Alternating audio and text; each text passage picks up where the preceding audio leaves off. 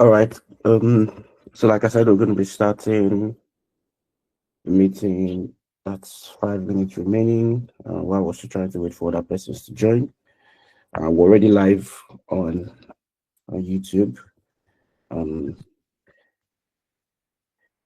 so before we start the session fully, I'll just randomly go through everybody that is here, and I'll just ask you a random question on what do you expect in tonight's session. So I'm just going to call anybody's just as my spirit leads. Mm. So before we start, we'll just have a little chit chat.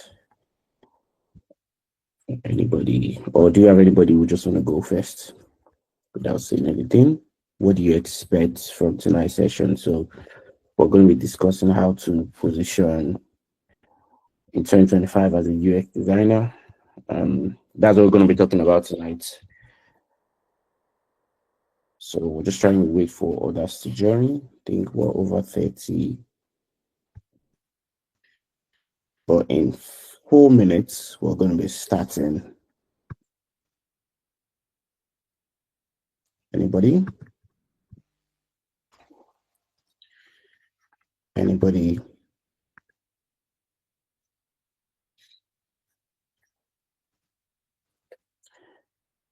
Anybody? I'm sorry, I'm doing something. What's going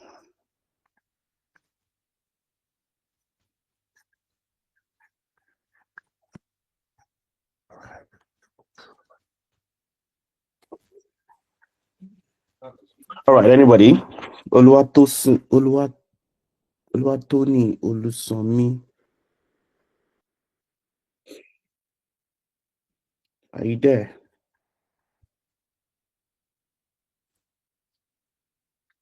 Yes, sir. Good evening. Good evening, ma'am. So what do you Please, can expect? you hear me? Yeah, I can hear you. I can hear you. Okay, okay.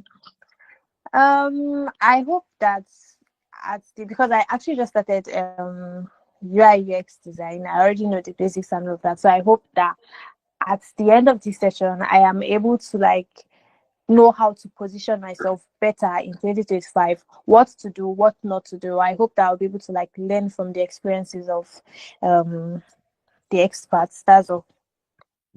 All right. Thank you very much. That's actually good enough. And we know that the experts that are here, they are going to do justice to that.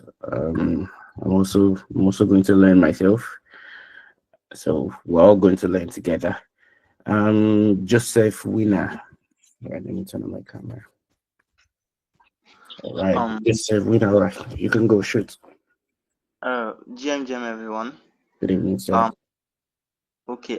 It's actually cool to be here. I know everyone is enjoying their Christmas. So, basically, I'm a UI UX designer. I've gone through mentorship, and I'm hoping to learn more from this, and also to get more info about UX Drive. I've also seen some posts on LinkedIn, but I hope after this section I'm able to know more about UX Drive. Yeah. All right, no problem, sir. You know more about your extra. Somebody said I finally. Oh my God, my face is everywhere on the internet. Um, who else again? Once again, thank you very much, Joseph. We do appreciate that, and you're going to know more about UX Drive. Once again, who want to take the bull by the horn? Should I just randomly pick? Um, I know a lot of names here. I just want to go with people I've not really interacted with. Feintola, am I correct? Yes. Feintola, what is this? Feintola Owe. Feintola Owe, are you there?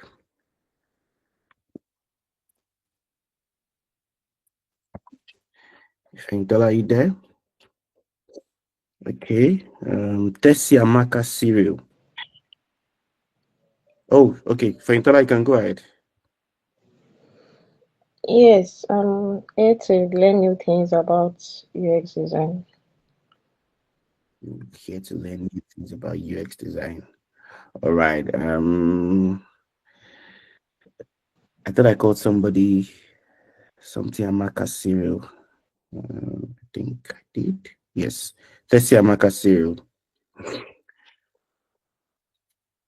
If you're there, if you're there, okay. I think Tessie's not there. Fagbero. I think this Fagbero Temi Tokbe. Fagbero Temi Tokbe. If Fagbero Temi Tokbe is here, can we hear you?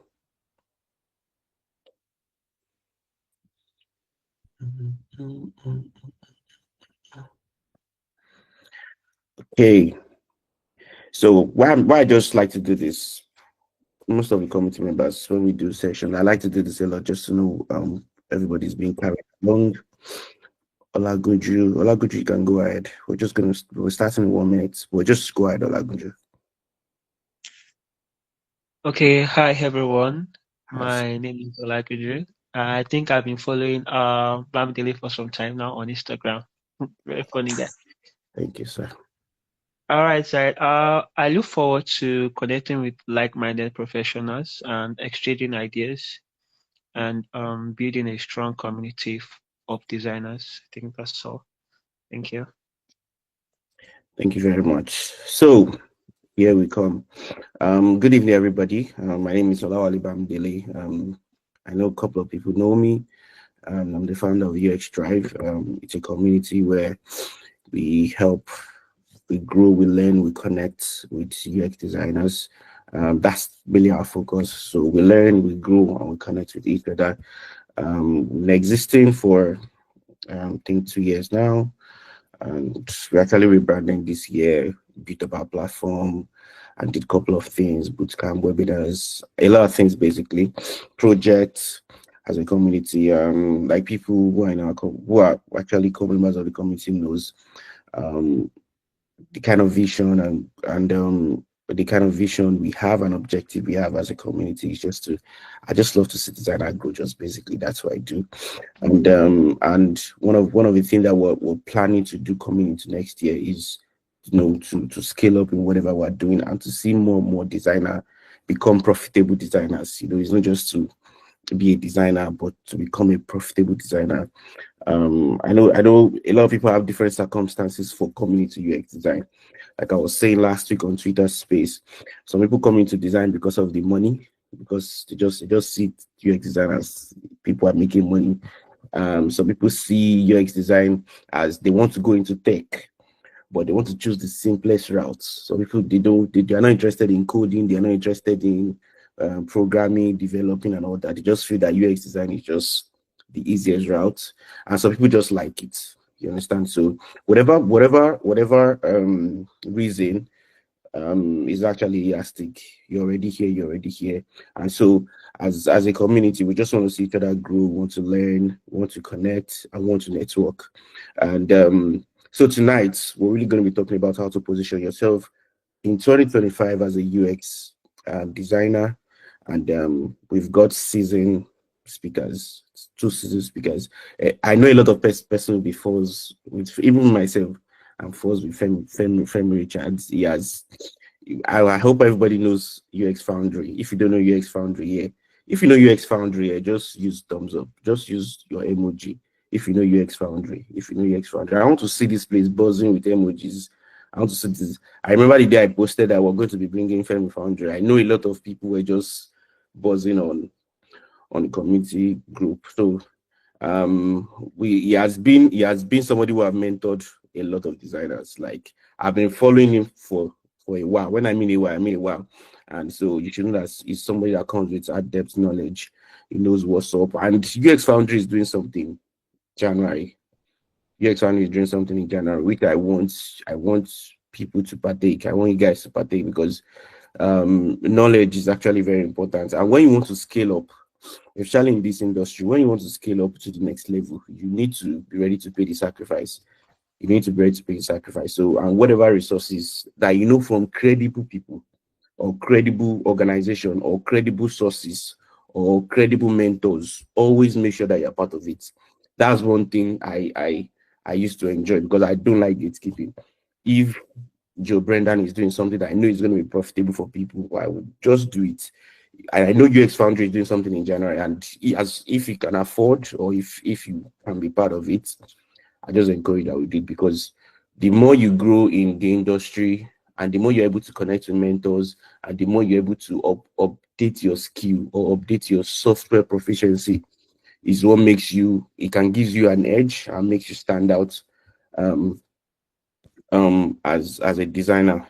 And as we have it tonight, Femi Richard, I'm fond of saying Femi Foundry. That's what I used to say. Apologies, Femi. Well, Femi Richard is already here. Femi Richard is already here, and I know that for the next couple of minutes, not couple, we're going to be spending 2 hours in this session. So I want everybody to brace up for impact. Like when you're in the military time, we used to say it. I want us to brace up, and also I want us to prepare a question. I love interactive sessions. People that are here knows I love interactive session, and I love that people are engaging, people are listening, people are learning, and people are ready to take action. If you're not ready to take action, you cannot even be in UX Tribe, because I'm a go person and I always put people up. So Femi Richard is here. Without any further ado, Ayomide, are you saying something? Without any further ado, I'm going to be bringing Femi Richard up now, and I want us to listen attentively. I want us to pay keen attention, and I want us to make sure that we get a bit. If you're not going to get all, just make sure you get a bit from him tonight. Well, for 7 persons presently on this call, in just like 1 or 2 minutes, you can just still send links to your friends that you want them to be part of, this session tonight. Send the link to them. And for those who can't join, probably you have network issues and you'll not be able to join. I'll just encourage that it's presently live on YouTube. You can just go there and watch and be part of it. Or after, watch it. So let us use the clapping emoji as we bring up Mr. Femi Richard, the founder of UX. Thank you very much, sir. Hi, Bamidele. Good evening, everyone. Good evening, sir. So confirm you can hear me clearly, please. Yes, I can. Okay, I'm trying out this new AirPod, so I want to be sure it's working well. It's definitely. Or should I take it out? Is it very clear, please? For myself, it's very clear. I don't know if it's clear with other persons, so people can just confirm. You can write in the chat box that is very clear. You can write in the chat box that is very clear. I can remove it before I start going. No, it's actually very good. It has a very clean audio. All right. Thank you so much. If you can hear correctly, let's just put in the chat box that it's clear. Thank you so much. Good to see everyone here tonight. It's good to be here, Wally. I know you used to. This was not the name before. You guys had a name like that. True. Zion, you follow me, Richard. All right, good to be here tonight. I love what UX Tribe is doing. I would have said it's our sister company because we do almost the same thing. A lot of things. In fact, when I joined this call, I was thinking I was in UX Foundry call because this is how warm and beautiful the community is in UX Foundry. And I'm glad to be here tonight. Thank you so much, Wally, for having me tonight in your community. The truth is, I tell people in my community that it's good you network when you get into the field because it's not something you can do alone. It's not something, say for example, when I need people to talk about research, when I need people to talk about, say, psychology and design, I know the right people to call. And that's because I've made friends I've made them my friends and stuff. So this wouldn't happen if Wale had not connected with me. We're not connections on LinkedIn, to be honest. This would not happen. So for every time you connect with someone, that's your potential client, that's your potential guest, that's your potential mentor, that's potential. It can be anybody tomorrow. So thanks so much for having me tonight. And this topic is a very special one, to be honest, because 2025 is just how many days ahead? Like it's just 4 days, I think. In 4 days will be 2025, and a lot of people are still in the same cycle. Like you've been learning this thing for like 1 year. Well, let's do this. Let's do this. If you've been doing this for the past 3 years, let me see your hand. Or your emoji. Sorry, I think I prefer the hand. For like 3 years, you've been doing UX for 3 years. Okay, let's say 2 years. Okay. Okay, that's good. That's good. All right, let's say 1 year. Okay. Okay. That's nice. All right, so I'm gonna do it this way. In the last 3 to 6 months, those have been okay, 3 to 6 months. That's nice. All right, another very interesting question. If you've made your first $1,000, this one is very interesting for Nigerians. If you made your first $1,000, please let me see your emojis. Because that's what we are going to 2025, and no more 50K clients, no more 100K clients. Titi knows what I'm talking about. No more 200K clients. You understand? People make this money, they make much more than that, and they don't have two heads. So how are they positioning themselves? And we need to see all of that tonight. I'll share my screen in a bit. Goodness.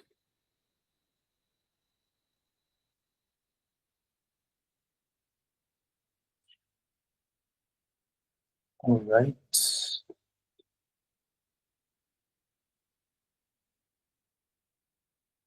Do I have permission to share my screen? Wale? Sure, definitely. Okay.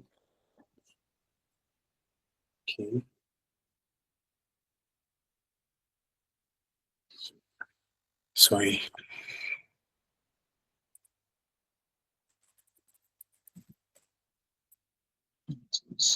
All right, you give me a second to just quit and reopen.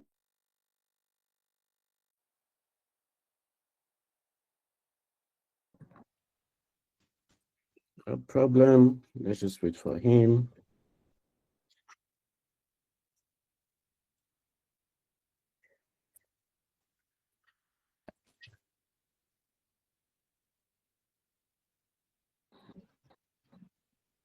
All right, so confirm you can see hear me, please. Yeah. All right, thank you. Sorry, everyone. I just put this Chrome in my system, so I had to approve some settings. All right, confirm you can see my screen, please. Yep. All right, thank you so much. So our position for 2025 as a UX designer, that's what I'll be talking about tonight, and I'll be focusing on these 3 areas. Currently in UX design, the skills you need for 2025, and strategic positioning for growth. Now, most of the times we feel like, how many people that felt like AI will take our jobs? Like you feel like, or you've heard that thing where they say AI will take over your jobs. I wish I can see. Let's see what I'm sharing with them. Okay. You've heard that saying AI would. So give me a second. I need to be seeing the reactions. I need to join my phone too.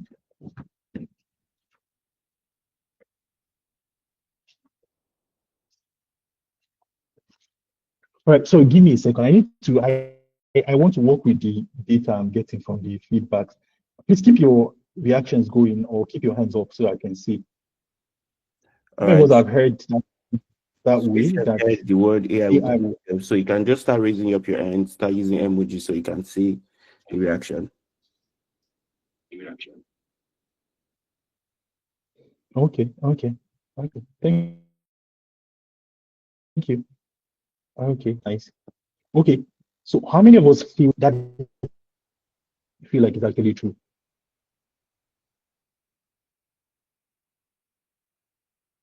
Especially with these Elon Musk robots doing things now, it feels as if AI is actually trying to take our jobs as human beings. Yeah. Thank you, Sarafa. Thank you for wisdom, Jennifer. Thank you, Godly. Thank you. All right. So, I tell people a lot, and you must have seen it in some places that see AI is not coming for your job, but you see that Jide, that Funke, that Ngozi, that Bamidele, Kunle, that Ayo, that Jennifer, that is learning how to use AI might be one your job. Let that sink in. Now, I'm introducing the AI tools coming out every day. Cared for my students who are not trying to learn it, who are not trying to get themselves into it. All you know since you started learning is Figma, FigJam, say Miro, Whimsical, and what else is there? Milanote, yeah, and that's all. If it's you I'm talking about, don't laugh too much so that they will not know it's you I'm talking about. But some of you, that's all you've known since you started design, just Figma and FigJam, and you think that design. Tonight I'll be showing you that there's more to being a designer than just using Figma. And even the Figma we use, a lot of us do not even know there's a lot of things you can do with Figma. You just go in design and do some handoff to your developer and you move with life. Um, AI might not take over your job, but you see that person learning how to use it and that knows machine learning well, that's learning more tools, that's learning how to use more design tools. That person might be the one to take your job. And we'll see why tonight. So I will be talking about the evolution of design. In the last 2 years, there's been talks about AI, machine learning, NFT. How many of us have taken courses on NFT before? Like you just went out to learn something about NFT as relating to UX design. Any course, maybe okay, let's say video, you've watched anything that has to do with NFT or Web3.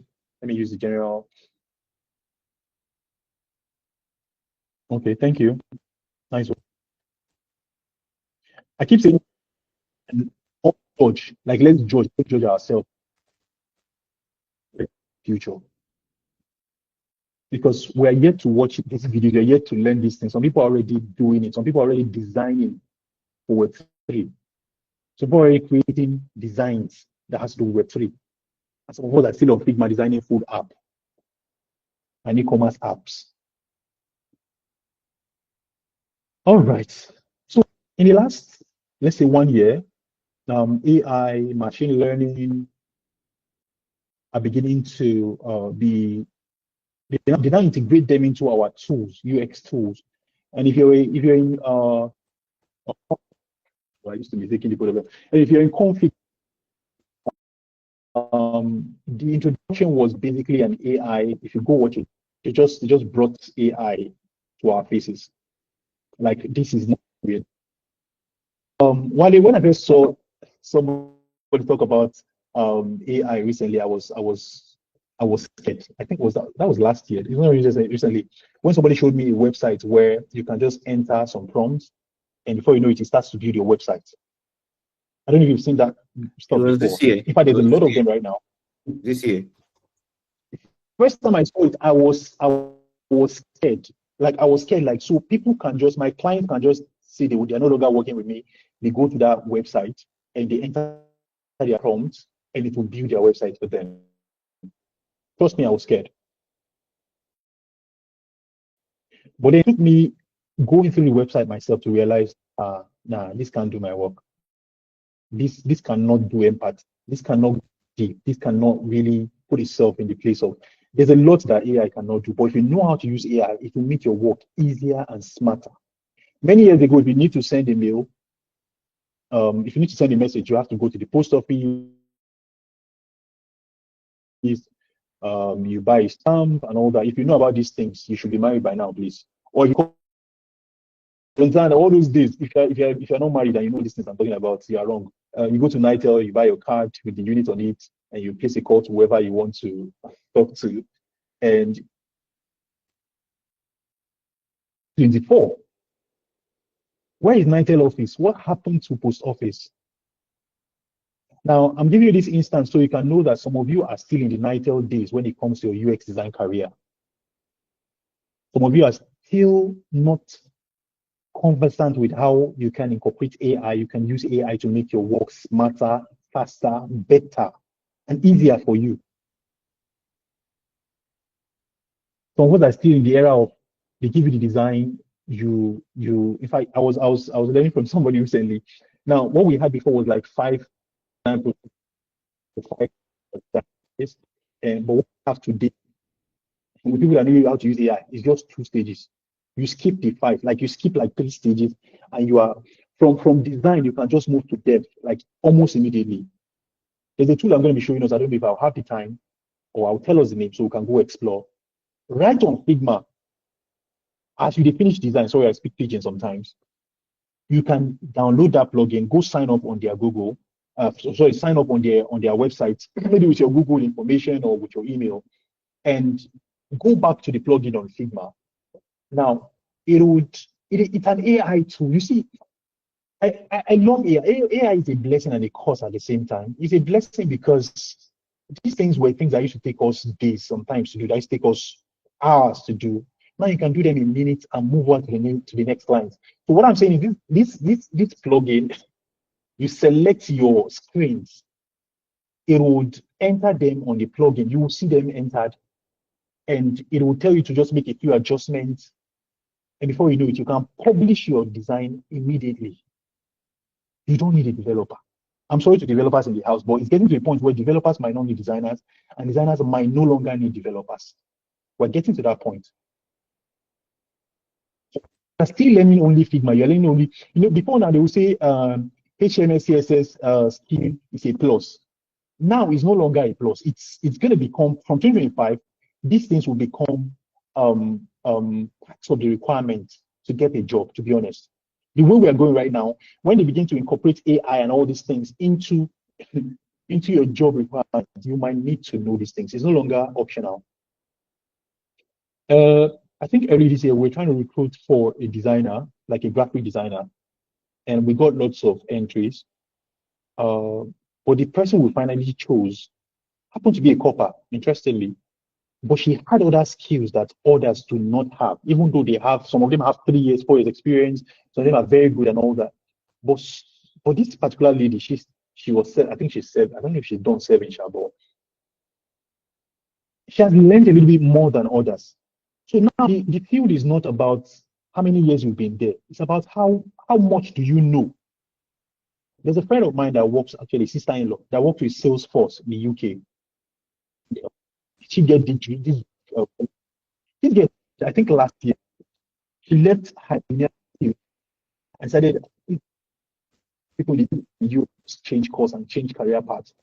And she left, she has studied for 5, 6 years because she's a master, she has done degree and all that in her engineering, and started to move to UI UX. And somehow she met someone in a conference and the person recommended her for a role in Salesforce. And that's it. So for me, I feel like, to be honest, okay, let me know. There's a lot of things to talk about, and let me know. So growth of AI is that even in our UX design tools, they're beginning to incorporate it. Figma now has an AI tool inside of it. How many of you have the updated one, like the beta one that's currently being tested around? How many of us have seen it, or you have it here? Nice. How many of you know that even FigJam too has an AI tool inside of it? Exactly. So if you are not familiar with all these things, they don't leave you behind. But we're going to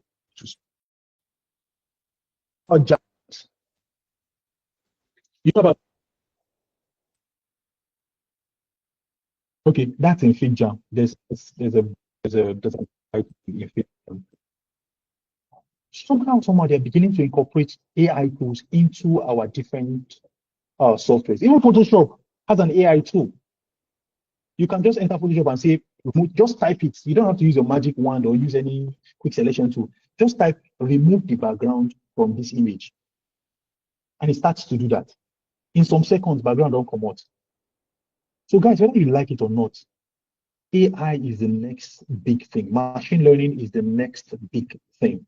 If you're going to invest in learning for 2025, that is one place you should actually put your money in.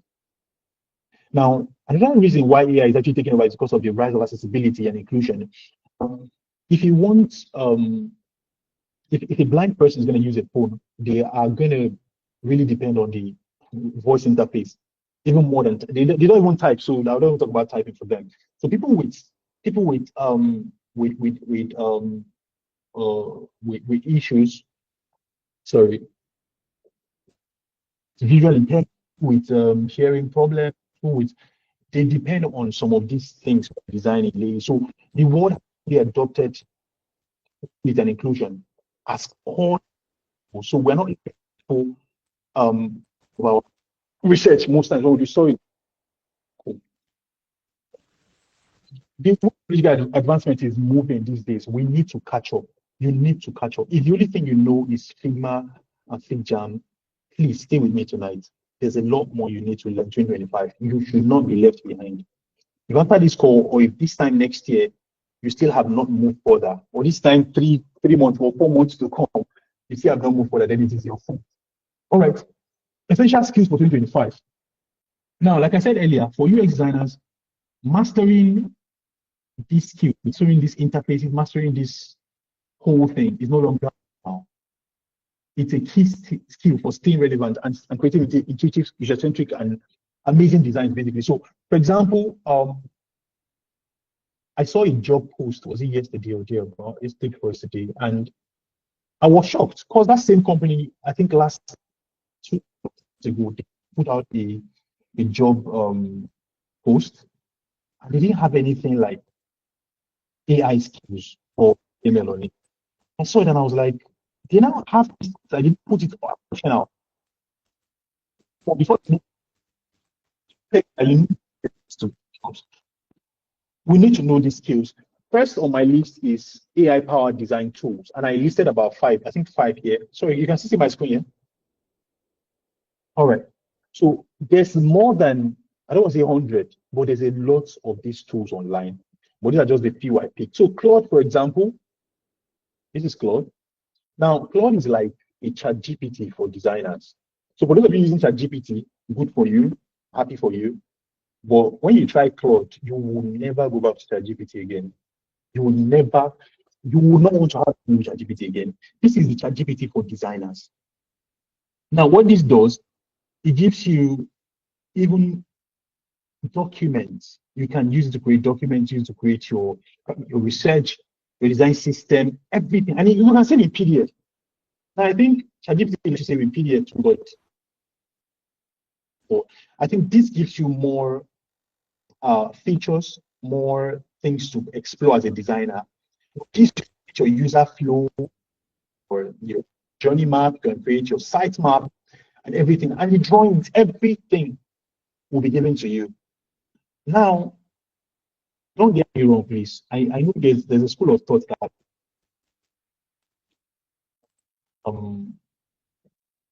I used to be in that school of thought too, but I want you to know tonight that these things are just supposed to be easier and faster for you. They're supposed to make it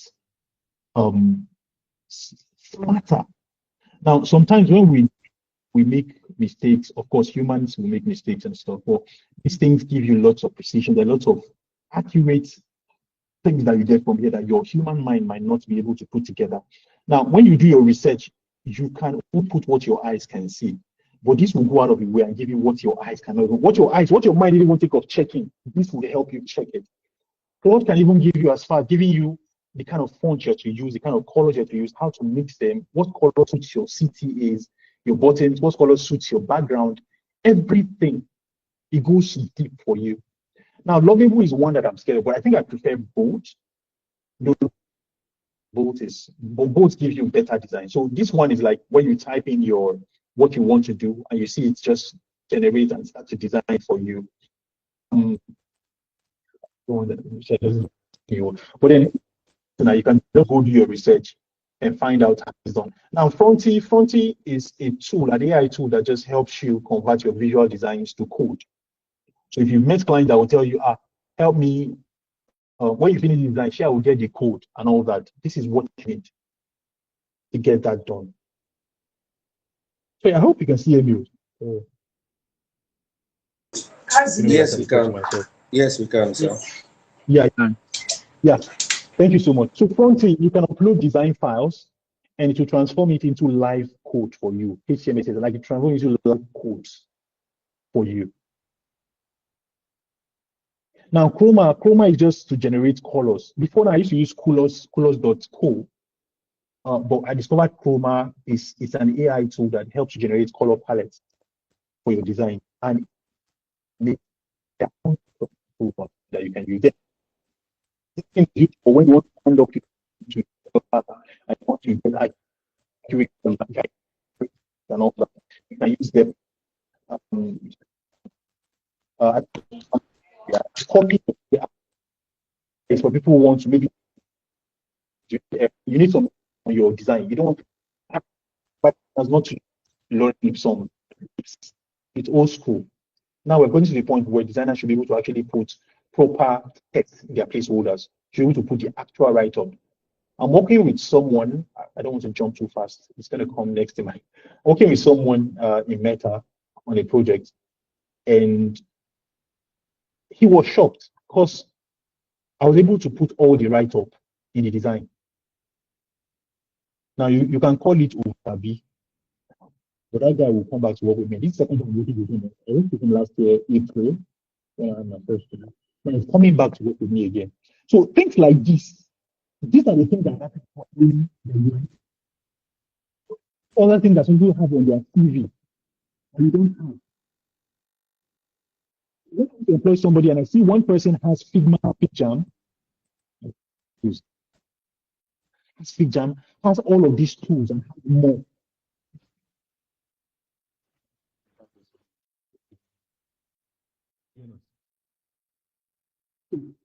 Take note of these things, learn how to use them.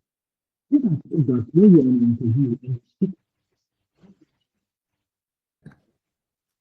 Femi, are you still using your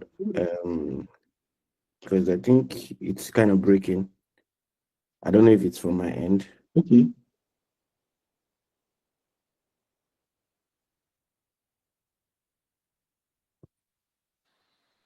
Can you hear me now? Yep. Or is it better? Yeah, it's better actually. Okay, thank you. That's what I asked. I knew something's wrong with this thing. All right, so now you need to have skills. You need to know how to use these things. Not because you want to be lazy, but because you want to stand out. Not because you want to be lazy, but because you want to work smarter. Now, some of you wonder how. Sorry, can you see my screen? Somebody said they can't see my screen. I can see your screen. All right, thank you. Now, some people used to wonder how, sorry, I'm going to use these guys because I work with them, how Indians and all these Asian guys get gigs more than you sometimes. And this is why. These guys do not go the whole route of trying to, I'm not teaching you to be lazy, please. I'm trying, this topic is very dicey. It's somehow, it's as if I'm teaching you how to be lazy, and it's as if I'm teaching you how not to do the things the normal way. But I want you to know that the normal way has improved. Things have changed. Do you understand? So people, there are tools that people are using, there are tools that people are talking about, and you can't be left out. I'm surprised some designers don't even know what Sketch is. You don't know what Zeppelin is. You don't know how Oddjar works. Do you understand? So when designers are talking, I'm not a football fanatic. I don't watch football. But when footballers talk, I envy them. I know that something, when you know that something is going on in there and it doesn't concern you. When they're talking about how many awards, I'm saying awards, how many trophies Arsenal has carried, how many UEFA this one has carried, how many Premiership this one. You can tell that these guys know these things. As a designer, they should not be talking about boat.new. And you are saying, please, what is boat? Is it not Uber that we are using? There's a tool called boat. Yes. When they say Fronty, when they say Chroma, when they say Lovable, if you hear Lovable now, you think it's a dating app. To be honest, some of you that are hearing for the first time, you think I Lovable. You can't call me Lovable again. You think it's a dating app. But these are tools. These are your tools. Some people are learning. Some people have become masters in this thing that we're talking about. I was doing the research about voice AI this evening, and I was still touching in my topic, and I learned that 71% of consumers prefer to use voice search over typing. 71% of people love to use voice search over typing.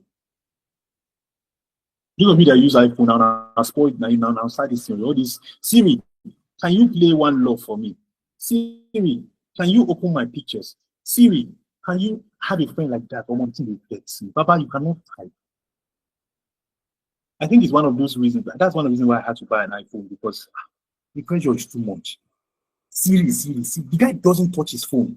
Like, I don't know if you understand what it means. It's so cool. Oh, I'm talking Siri and Siri is already opening on my iPad. Interesting. Okay. So any small thing Siri, any small thing Siri. Now the world is adopting these things, and you cannot be left behind. Now go design them. They're the ones that will design it. How it will work, that is why you need to learn these things. I'll show you the tools they use to create some of these things. Your work should not just end at. That's why I used to tell my guys in my community, if you want to do UI design, go do UI. Like, I'm not saying UI is easier or is cheaper. They also have their own strengths. But UX is a lot of things plus UI. UX, there's a lot of things you'll be doing. Your work doesn't end at just designing. You will do empathy. The first time I learned about empathy in design, I'm like, what concern me? You know, I used to be a graphic designer, and when you're done designing, you move on to the next client. But with UX design is different, because you need to empathize. You need to be in the shoes of the users. I'm like, why I go stand for user's shoe because I won't design for user? I don't understand. Like, it doesn't make, I just feel, let me design something fine and send to the client. That's all. But it doesn't end there. It doesn't end there. So the next thing I was talking about, so I don't waste our time so much, is voice and conversational interfaces. And I said earlier that 71% of consumers prefer to use voice search over typing. So there's a statistic by Statista that says voice assistant usage is projected to grow from 3.25 billion devices in 2019 to 8 billion in 2025. Let me read that again. Voice assistant usage is projected to grow from 3.25 billion devices in 2019 to 8 billion by 2025. So people that will be designing these kind of interfaces will be making mad money, because there will now be need for voice designers, voice interface designers, people that can design, create websites or stuff that can have some of these features in them. And these are the tools you can use. I think this one is for Google. This is Google Actions. This is Amazon Alexa. This is Alexa. You can incorporate this in your website, in your app, and all that. This Dialogflow. This one I think is owned by Microsoft, both framework. You can incorporate these things to get voice and conversational interface. So, for example, from next year, banks, I don't know about Nigeria, but because I don't work with so much Nigerian clients, let me brag about that. If you know your work well, people will approach you from all over the world. Banks from all around the world will start to incorporate voice interface. Food apps. I don't know if we have food apps in Nigeria that are already incorporating that. Where you want to order food, you can just say egusi and rice. You don't need to search. You don't need to start scrolling. I'm searching for egusi. The first time I used, was it Glovo? Is it Glovo or the other one? What's the other one's name? One of them, Sha. It was stressful. Now rice I won't chop, Papa. One day now, I stressed myself looking for rice. Just to find rice, like jollof rice. It was crazy. Now, I wish there's a platform or there's an app where I can just go and say, I beg, I want order rice and chicken. That's all. And to bring it to me. That is where the world is going to. The world is moving from that phase where people are stressing themselves to where people can do things effortlessly. So these are the tools, people that do voice and conversational interfaces. These are the tools they use to create those things. And I know some of us are wondering, this one no concern me now. Me now only Figma. That's why I said, if you're still using only Figma, please, after tonight's call, maybe you need to watch this video again. Go and learn these tools and more. You need to stand out from 2025. And we're incorporating this into our curriculum for next year too, as a community. Like, we need to start, because there was, I think, one person in UX, I think that was 3-4 months ago, in the community, had an interview, and the only part of the interview she failed was the AI part. She was good. I think she got to the fourth stage. But when they got to this AI part, like, what tools would you use for voice and conversational interfaces? It's not like they want you to use it, but they want to be sure, do you even know these things? Some of you just design products and you put a microphone at the top right corner. You put your search and you know those designs where you want to show people that you can.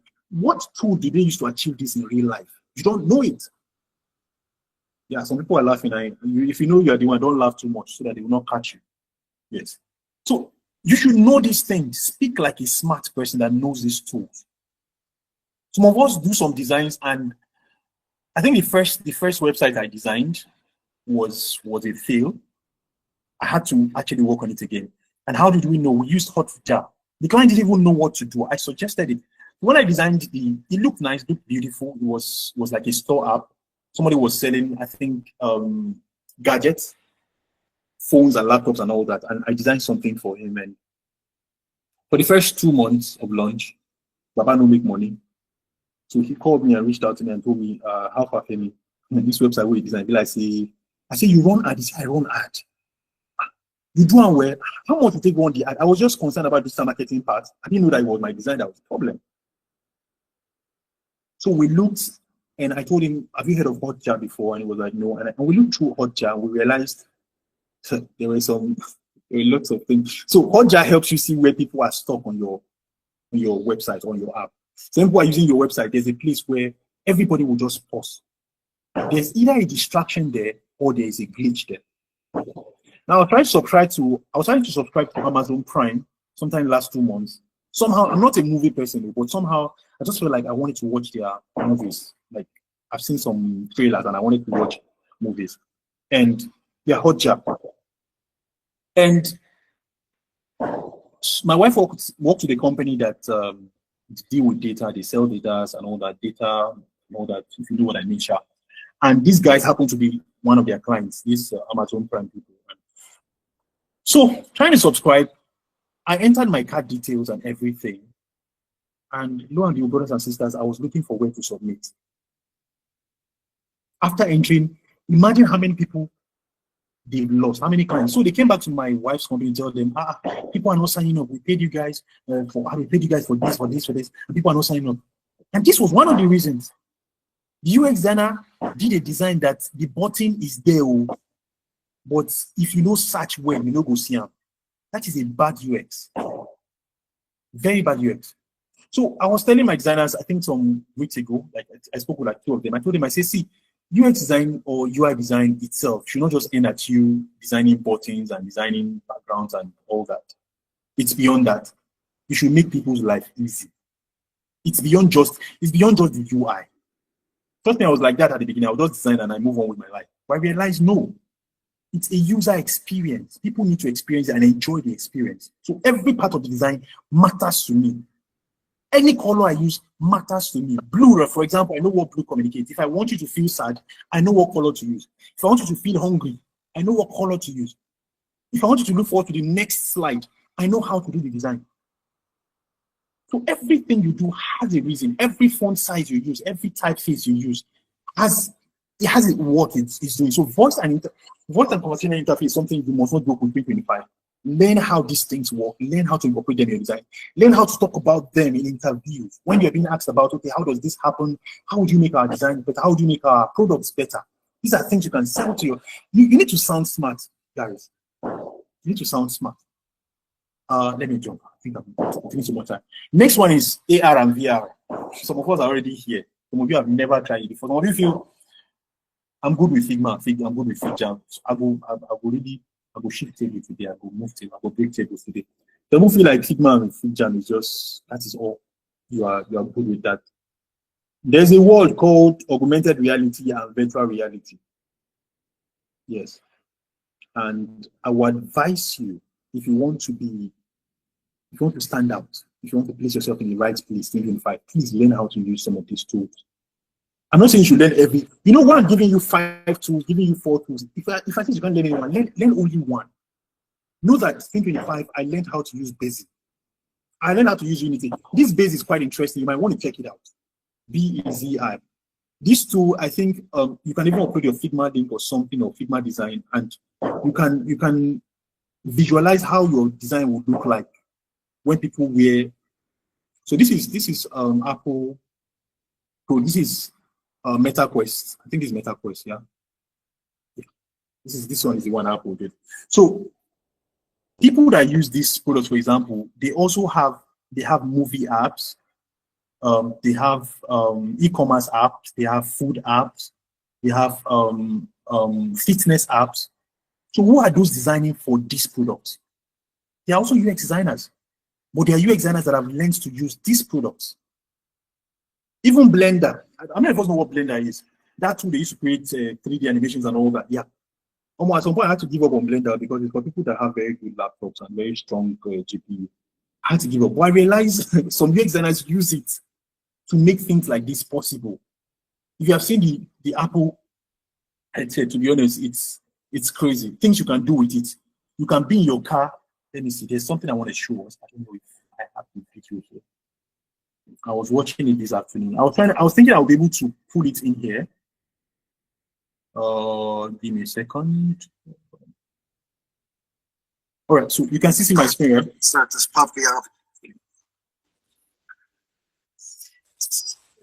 So this guy is in his car, and he's wearing the Apple. Sorry. My message is out right there. Now watch how he's Apple TV. Watch a nice little movie. Flexing his Apple Vision Pro in his car. Somebody designed all these screens, and somebody designed how they would look like. I'm gonna need my maps so I don't get lost on the way back to work from the bank. Perfect. I don't want that to distract me while driving, so I'm gonna put it right here. And let's see. You can't hear the audio, right? I'm ready to go. Oh, you know what? Forgot the seatbelt. We can hear. We can hear. First. Okay. All right. So this is somebody's UX. Somebody designed this UX you're looking at. Let me see if I can zoom in. Switches. But this is it. Somebody designed this, just this interface you're looking at. Somebody that knew that in the future, people want to watch movie with Apple Pro. I'm sure Apple has a team of designers or that work steadily. They're on the ground steadily working on these things. But these things people wear, even Apple Watch. How many of us have smartwatches? Those apps you have on them, some people design them. Sure, you know. You are still designing food app, e-commerce app. What other app do we design again in this our as entry level designer? We design. I don't see food app, my brother. I don't tire. To be honest, I've seen lots of food apps, and I'm like, so what else can you design? I saw one guy's portfolio, and he has about 5 food apps in one portfolio. 5. To be honest, I feel like there's a lot more you can do. You're just limiting yourself. Or you are feeling because somebody's paying you 250K per month or say 400K per month to design these things on Figma, then you are fine. No, there's a lot more to life than that. I got a $3K deal to design something very simple recently. And even me, I was shocked because I felt like anybody can do it. The guy was like, he has worked with people. He even showed me a design from another designer in Nigeria here. I was like, I've tried to get to people and this is what they're doing, this is what they're doing, and all that. It's very simple. If you keep designing food app, all your designs will begin to look like food apps because you want to design, say, for example, an e-commerce app, you are still using the same style, the same. There's a lot more. There's a lot more. All right, I think I wasted so much time on this. There's Basic, there's Unity, there's Lens Studio, all those Snapchat filters you're using. Some people are the ones designing it too. I've used Lens Studio before. I used it to create something like a filter for a program in my church. So these tools are easy to use. I learned it within the same day, not up to 24 hours. I learned how to use it, design the product, the filter I was going to be doing that same day, and it was launched. There's Unreal Engine, there's Spark AR Studio. These are things you use to design. if you come out online and say you can design this thing, you know the people that you are trying to think to yourself. Apple would be like, okay, so you designed this. So before I move out of this, I designed something last 2 years, 2 years ago, 3 years ago, about. It's an app that lets you, it's an AR app, augmented reality. It lets you try glasses on before you buy it. And guys, lots of people came into my DM to ask, like they want to partner, they want us to do this together. Like, would you want us to make this go live? Let's make this a real thing. I know another guy, I think that guy got a job. He got a job with a UK company after doing that. Now you can try on a shoe before buying it. Just on your camera, select the shoe you want to pick. No, just go to the app, select the shoe you want to try on. Then you just place the camera on your leg and you start to look at your leg in that shoe. As you're walking, your leg is steadily on, you're wearing that shoe. And that guy got the job. So we're going to get to how you put out yourself when you know all these skills. After you've learned all these things, you don't just stay in your room and be expecting jobs to come to your lap. So guys, AR, VR, voice interface, they are not for this UK guys. They're not for the US. They're not for Indians alone. They're not for everybody can learn it. And why I love it is because these tools, bulk of them are free. They are free. In fact, if they're not free, they have some demos, some free whatever you can try. You can try. They have alternative. If you use Basic, Basic is charging you money. Go to Unity. Unity will let you. In fact, sometimes, let me not call our name, but some people know how to use these apps for free, these products for free. I have a guy in UX Foundry. That guy knows how to get anything for free. He's like one of my assets. Like anything you want for free. If you want to watch Netflix for free, he has a way of doing it. He has a way. There's always a plug. I'm not teaching you to be illegal, but he has a plug for everything. So these tools are out there. Not all are free. Next one is hyper personalization. So this is, I'm going to be fast on this. Try to always personalize the designs for your users. Now, I just gave this quick example here where if you go to Netflix, Netflix will suggest some movies to you because you watched other movies. Many of us have noticed that. Now, you watch a movie this morning, and before you know it, for example, you watch Seven Doors this morning.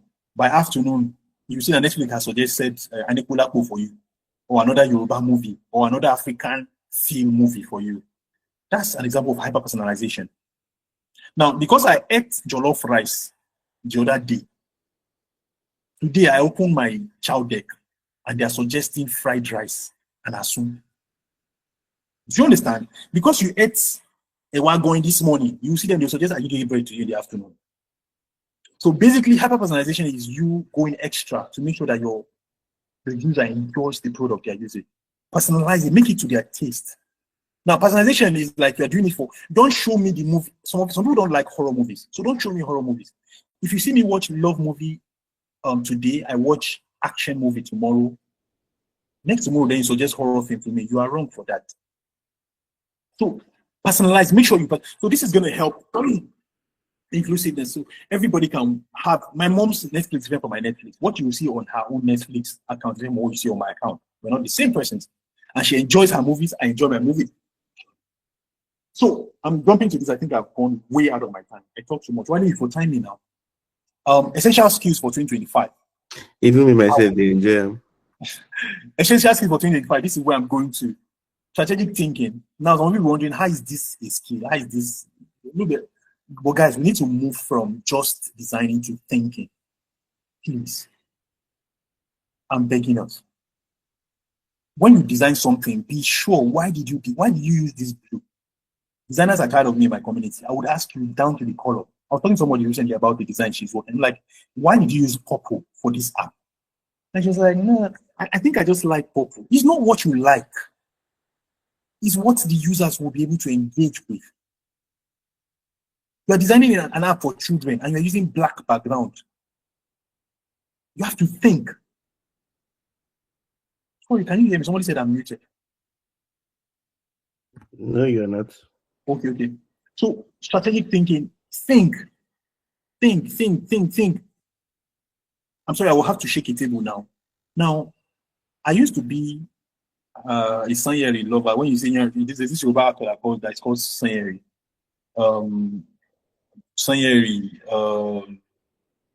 Akpa, You know those people, all those nonsense Yoruba comedy movies, and I watch them, and I'll be laughing, and I thought I was doing myself good.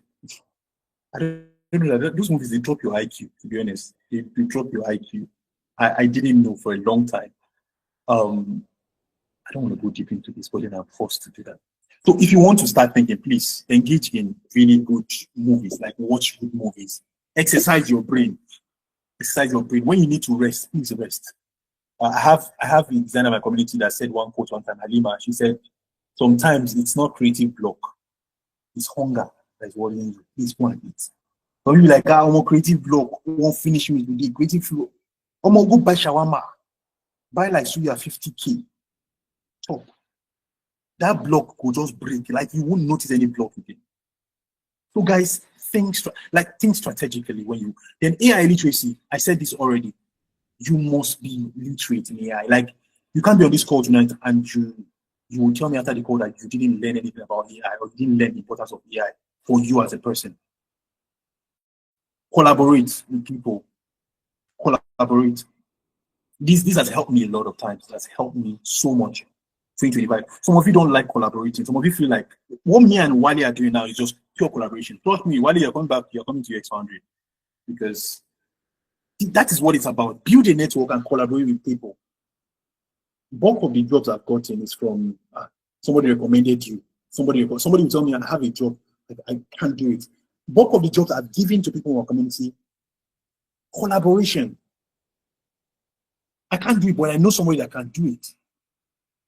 I don't want to do it because I don't have the time. I know someone that will do it. You can always make decision with data. So when you're trying to do some things, try to get, for example, you want to use a button, do your research. Does that button make sense? Now, some of you want to design banking app, you just go to Pinterest, screenshot 3-4 designs and you start designing. No. Download real banking app, download proper apps and check them out. Make your decision. Do banks, why don't banks do this? Why don't they do this? I saw a design recently, and the figure on the account, the guy did the UI for a banking app, and the figure, the person's balance is so big that even if you are trying to steal, you are not trying to steal from them, but the moment you see the balance, you will think of, I wrote this person steal this money. Now it's like there's a reason for everything. Look at every banking app. There's a typeface size. There's a font size. Let me use that English that they use. You don't just, let me just use my intuition.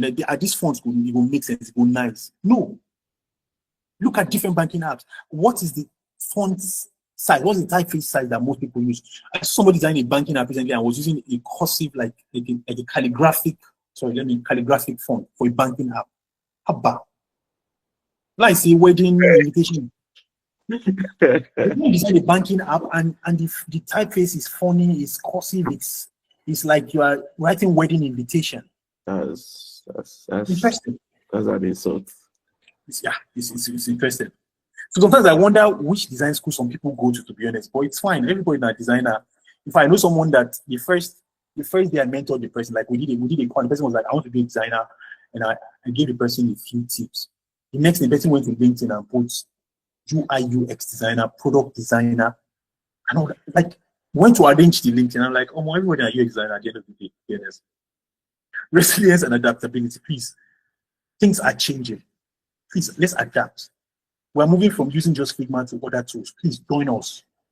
Don't be late. If I used to ask this question, I make sure that everybody in my community attends Config every year. Even before I started this community, I make sure people I know, we all attend Config. This is like, if you know redemption camp, like how they do convention every year. I make sure that there's nobody in my community. This is it. Like you have to attend. You have to be in Config every year. Now, adapt, please. Things are changing. Times are changing. Please adapt. Finally, positioning yourself for good. First thing is you have to build a strong personal brand for yourself. How do you position yourself? Okay, let me introduce this properly before I jump. All right, how do you position yourself for 2025? Number one is build a strong personal brand for yourself. Now, some of you are wondering, what's the importance? How does this concern me? Now, people in my community know the importance of this. like video. People need to know you. Share everything you've learned through posts. Share everything you can do through posts. This guy that works with Meta that I'm telling you people about, he's on LinkedIn. He's on LinkedIn. I didn't know the guy from Adam. Just saw my post. I was like, I want to work with you. This job, the 3K gig I got, LinkedIn. I saw the music app you designed, and I think you have the kind of feel I would like to have on my design. LinkedIn. If I ask some of you how often you post, we're not going to leave this call this night. Some of you feel like, I'm not in the mood. It means you're not in the mood to attract customers. You're not in the mood to make money then. Sometimes I feel like people that don't post, you have made so much money, you are too proud to post. Like, I'm too busy. I'm too busy making money. I'm too busy counting money. I don't need to post. So guys, build a strong personal brand. 2025, let people hear your voice. From January 1st, start to threaten us. Tell us Happy New Year. This year, una go see me everywhere. Like, let people know you are coming for them 2025. Let them see that this 2025, these guys will be dropping designs back to back. Will be dropping lectures back to back. I have someone in my community. She's constantly dropping designs. Like, I don't know where she gets the energy from. Even me, I'm praying to God for that energy. I don't know where she gets the energy from. She drops design every day. Every day. She has gotten 1 or 2 clients. How will she not get clients for crying out loud? You, they post once in a week. They post every day. The difference is clear. I know what I've noticed. She bought my book, and she's on day, last time I checked, she was on day 55. She has gone far. And what I noticed is her design on day 1 is different from her design on day 55. Because every day she designs, she's better. And there are people watching her. I tell my designers to always connect with people that will help your future. Build a strong personal brand and let people see what you can do. Next, network strategically. This is a very important topic for me. Don't just follow people, connect with them. Do you understand? There's the follow button on LinkedIn and there's the connect button on LinkedIn. They are 2 different things. They are playing 2 different things. Please connect with people. Don't just follow. Network. That is how you network. When you follow them, you are their fan. Do you hear me? And the thing is, don't be scared to connect with people. Don't be scared to connect with people. Our fear most of the time is, they might not accept. He's a senior designer. He's a senior developer. He might not accept. He might not. Let me show you just one person that I connected with, and I was so shocked that he accepted. And it's been a while. It's under White House.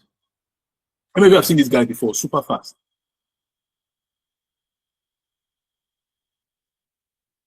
Yeah, you know this guy. If you're learning, Memorizely. Yeah, Memorizely. Now, the day I sent him this connection request, guys, trust me, I just sent it and I was like, if you accept, fine. If you don't accept, for my life. This guy accepted. So every single thing I post, guys, Xander sees it. CEO of Trips, I brag about that one a lot because the guy is now international. They have bosses in the UK and the US. He's my connection. He sees all my posts. CEO of Lumos Power, Luminous, whatever it is. We are connections. Timida Apollo's, Dari Atalade's wife. I don't know about Timida Apollo. See, I just connect with random people that would be needing my services, or that might be needing my services at some point, or that would need to see what I'm posting. Because I'm number one, don't forget, build a brand that people can see. Don't just start connecting people and you're not posting anything. Or more, they will promote you for their. Some people actually clean up their network every year. Hope you know that. Some people go through their network and they remove some people. Like this one, Abdul Joseph. I don't see any use. Like I'm just connecting with so many people and I'm not seeing the use and all that. So guys, connect with people that will help you strategically. Connect strategically. Network strategically. I know why I'm saying this. Network with people that matter.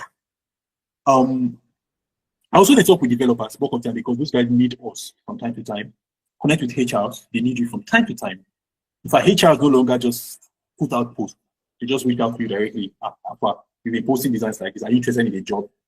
My last job, it's direct. This job I'm currently doing with Technology. The HR sent me a message. We are starting our office in Nigeria. Are you interested in working with us? That's all. I didn't need to go to LinkedIn job to go and be searching for job because I have been posting and I mistakenly connected with their HR because I don't know the person per se. Number 3, embrace learning. Please, after this call, give yourself like a goal. Like, I want to learn AI for the next 2 months. I want to learn how to use these tools. I don't want to design for Figma. Figma stay one side. I told people how for like a month I left social media just to learn Web3. I think that was last year, last 2 years, just to learn about Web3.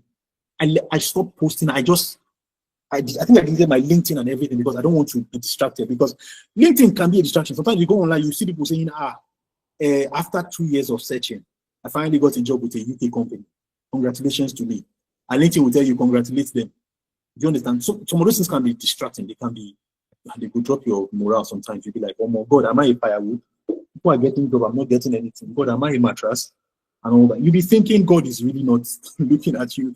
But guys, take time off social. Like, just take out social media and embrace learning for a while. Learn new things. If the only thing you know how to do is Figma, I don't want to say you are a failure, but if that will provoke you to go and learn, please go and learn. Figma cannot be the only thing you use as a designer. Don't let anybody hear it. Guys, if you go for an interview and they ask you what tools can you use, don't tell them Figma and FigJam and stop there. It's a shame because the world has gone beyond those tools. There's a lot more things to learn. You need to rush. Seek diverse opportunities. Any opportunity that will help you grow, seek it. Any training, any community, any UX Tribe is an amazing community. They're doing really well. Right? You can join communities that will help you grow. Communities that are looking out for you. There's a community, in fact, there's a lot of communities I belong to, but there's one particular one that I've been there for like a year or so now. And the HR the admin only comes to tell us Happy New Month. And that's all. That's all. There's nothing about, there's latest tool, there's a job, are you interested? There's nothing. You're in a town hall. Exactly. Difference. Thank you so much, everyone. I think I've spoken so much tonight and I've taken so much time. Sorry about that. But thank you so much for listening to me tonight. God bless you. Sorry, Wally. No problem, boss. All right, guys, let's just keep using let's just keep clapping. I want to see that clapping. I just want to see it for the next 1 minute. And we're just gonna do something in regards to some things that Femi mentioned. First of all, he said if you have creative block, go and eat too. Yeah, that's for that's what you want to do something. Don't stress yourself. So we're just gonna do 3 things in regards to what he said. So first thing, let us just type how the session was. I think Destiny Thompson just read my mind. Let's type in what we think about the session. Let's type in what we think about the session. I want to see it. Let's type in what we think about the session. Let's just put it in the chat box. It's only Destiny I've seen. Let's type in what we think in the comment in the chat box. I want to see it. Let's just what we think, what we feel, how was it? Because honestly, even me myself, I learned a lot. So you guys also should have learned a lot. I want to see it. We're like close to 60 persons on this call. Let's just type in how the session was, how impactful we felt. And after that, we're going to be doing 2 more things before the next speaker comes up. We're going to be doing 2 more things. Yeah. So in the next 1 minute, let's just type in how the session was. I want to see how the session was on the comments.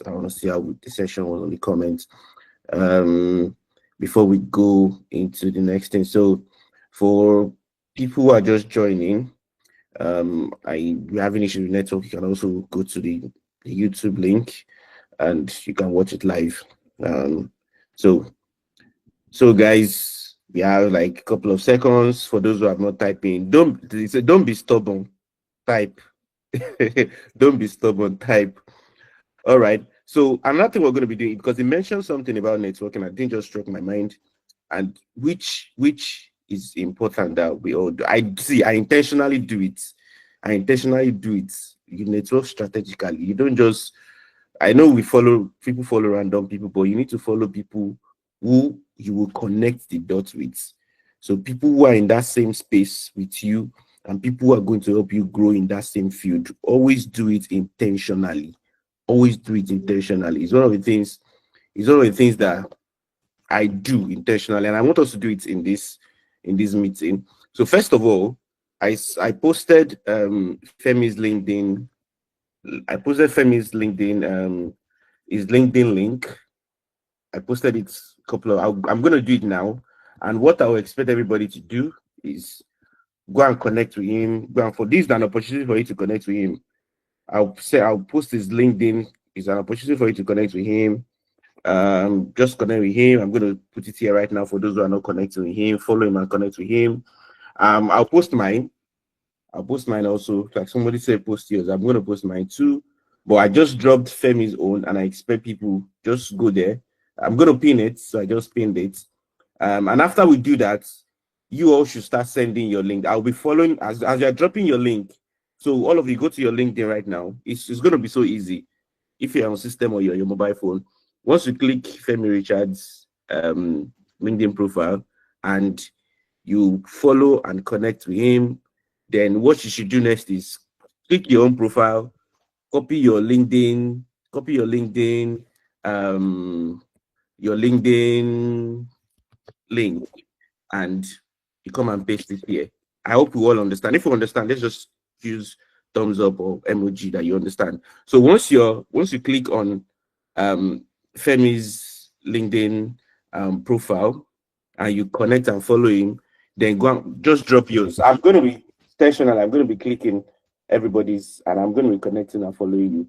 So because it actually helps you grow, and it helps you also link up with other people, which is extremely very important. Just so you only have one job. Just click. As you are doing it, others too, you can just click on it and just connect with them and just follow them. Now, do you know what that means? It means that since I've decided to connect and follow you, you have to be dropping something valuable. So it means from tonight, the intentionality that you place on your LinkedIn profile, your LinkedIn account, in regards to what you do, you need to upgrade it now, because Femi need to be seeing things that are valuable. Because if Femi likes your post, you know what that does? Everybody on Femi's profile are going to be seeing that Femi likes your post. You understand what that means? So it means that you now need to intentionally be dropping valuable things on your accounts. Do you understand what I mean? If you are connecting and Femi accepts your connect, you now have access to send him a DM. So, and these are intentional things that you need to start doing.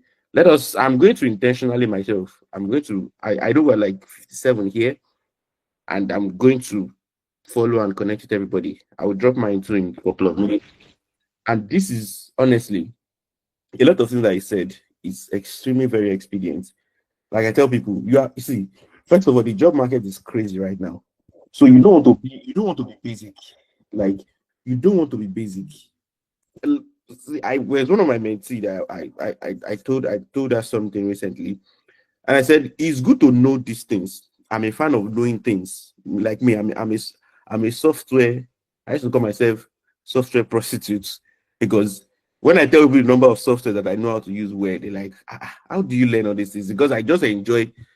I told somebody that I know how to use almost all the Adobe softwares, from After Effects to Premiere Pro to Photoshop to Illustrator to which one did they have again? Adobe Firefly to Adobe Podcasts. I know how to use them. In the days of CorelDRAW, I know how to use CorelDRAW. When we are talking about doing designs of Dreamweaver, I don't know people that know Dreamweaver here. I was using Dreamweaver, CorelDRAW. Back in the days when it's Microsoft front page that we used to design websites. I don't know if people know what Microsoft front page, where you do basic HTML. Like I was using it then. I would just love it. WordPress, I know how to use it.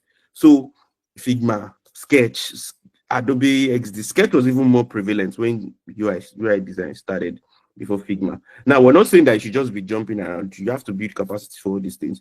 But what we're saying is don't be basic. I was telling somebody, Framer is here now. Framer is here. Webflow is here. Bob is here. Flutter Flow is here. a lot of these things are here. I told somebody recently that I did a case study. I did 5 case study in 4 days. The person was just looking at me like, how?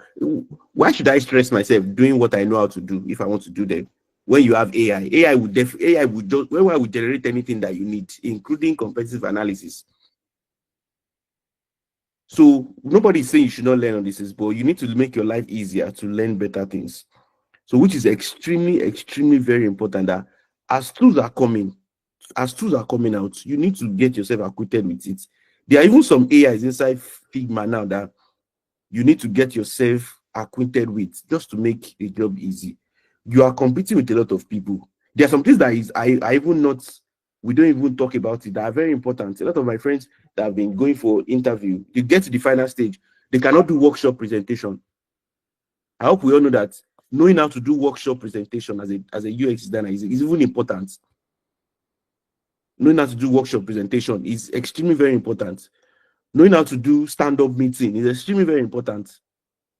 You understand? There are some management software that you need to know how to use. You need to get familiar with ClickUp, get familiar with Trello, because these are everyday tools that you are expected to use. That's why I said the job market is not favoring the entry level. I told someone yesterday, it's not really favoring the entry level, because the way you should, especially those Asian guys, the way those guys are moving, they are moving on the kind of train that you need to be fast. And these are part of the things I mentioned. I don't know, Femi, I don't know if it's possible. Can we have access to the slides? Because some of those I'll share them with you. Okay, some of those AIs, people need to get on it. Like, you see that cloud AI, honestly, it's just too interesting. He has all the AI that he has everything inside it, and it's just very sweet. And to be honest, the world is evolving. Your user experience needs to be crazy. So like me now that I'm an Apple boy. There's nothing anybody can tell me to make me change my mind on anything that has to do with Apple. I'm an Apple boy. Everything I have is Apple. Like, I so love them. And why did I fall in love with Apple? It's because of user experience. The user experience is just too sweet. It's just too sweet. I prefer spending my money, but as long as it's Apple, I'm good. It's just because of the user experience, and which is actually important as a designer. Now we have ChatGPT. I don't type on ChatGPT anymore. I find it stressful. I want to be talking with ChatGPT. Anything I want to do on ChatGPT, I talk. I just open it and I talk, and I enjoy it. And it's if you know, when designing for accessibility was trending, was a thing, it's actually still a thing. It means the world is evolving. We are going into that stage. The way restaurants operate now, we are going into that stage. You're going to get to I was showing somebody, my friend, who traveled to London. I was showing him, we enter into a restaurant, and most of the restaurant now, you are the one that will go and order your things yourself. I don't know if it's in Nigeria right now, but most of especially when you travel to some places in Europe, when you enter into restaurants, you go to the screen, you press everything you do, you pay, it brings out a ticket and you see a number, and in a couple of minutes, it's going to tell you to come and pick up your stuff. Now, that screen that you're looking at is designed by UX, it was done by a designer. Your TV, we now have smart TV.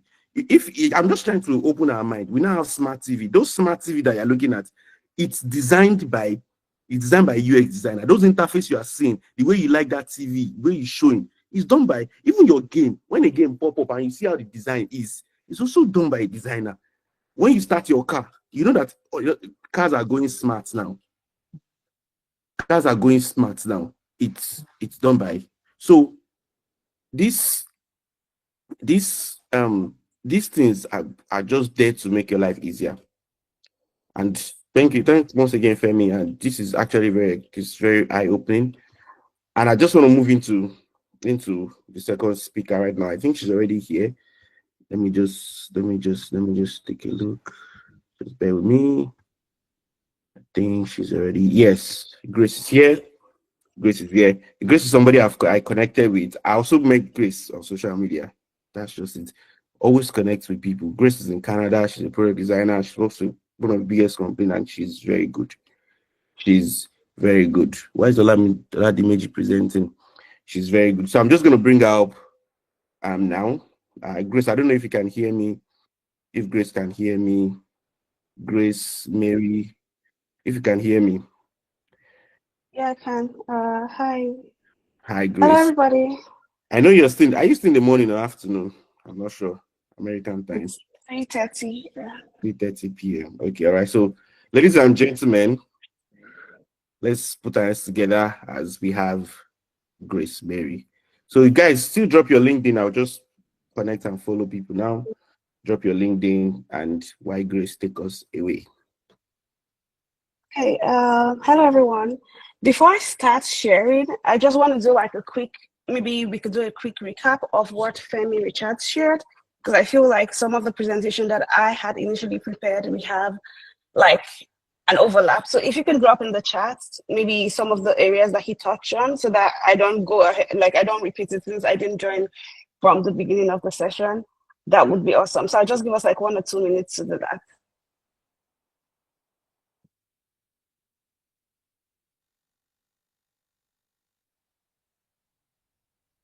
Or if there's one person that wants to volunteer to kind of like, can you hear me?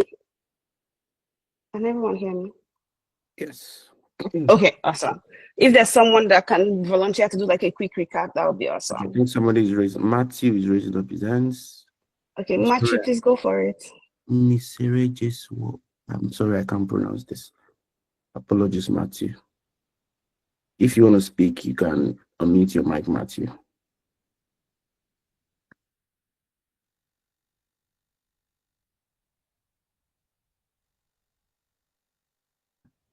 I don't think Matthew is there. Okay. But Awesome. people are already dropping it in the chat, so you can check the chat. Okay, I'm gonna check the chat now. James, you can, if you want to speak, you can speak. All right. Good evening, everybody. Good evening, sir. Good evening, James. So I'll quickly go through. Yeah, thank you very much, Grace. So I'll quickly go through my notes here. So the first thing is when I joined, maybe just high level. Just high level will be fine. What do you mean by high level? So just like if he talked about voice AI or he talked about adaptive user interfaces, just kind of really high level, so that we don't do like another mini session within the session. No problem. So yeah, I talked about using AI, voice AI, AR, and VR experiences. We spoke about imbibing hyper-personalization. Talked about strategic thinking, AI literacy, collaboration and leadership, data-driven decision making, resilience and adaptability. And spoke about building a strong personal brand using LinkedIn, then posting one's work strategically, networking, and embracing learning and seeking diverse opportunities. Okay. So Thanks. that's Thank you very much. Yeah, because I had like some like slides on AI specifically, but with this, I think I wouldn't bother covering those. We can just go into some of the other things that I have planned. Okay, I'm gonna share my screen and then we can go from there. Which is which? Okay, let's share. Okay, awesome. Slideshow. I'm not even sure which is what. I'm kind of like share this tab instead. Okay, awesome. I think I'm gonna go ahead. I'll introduce myself, introduce what I'm gonna be sharing on, and then we can go into the conversation. Okay. I like grounding myself when I start every conversation with saying hi. So, hi everyone. Today I'm going to be talking about product design in 2025. I know Wally had mentioned that like the specific topic was UX design and how us as product designers or UX designers can position ourselves in 2025.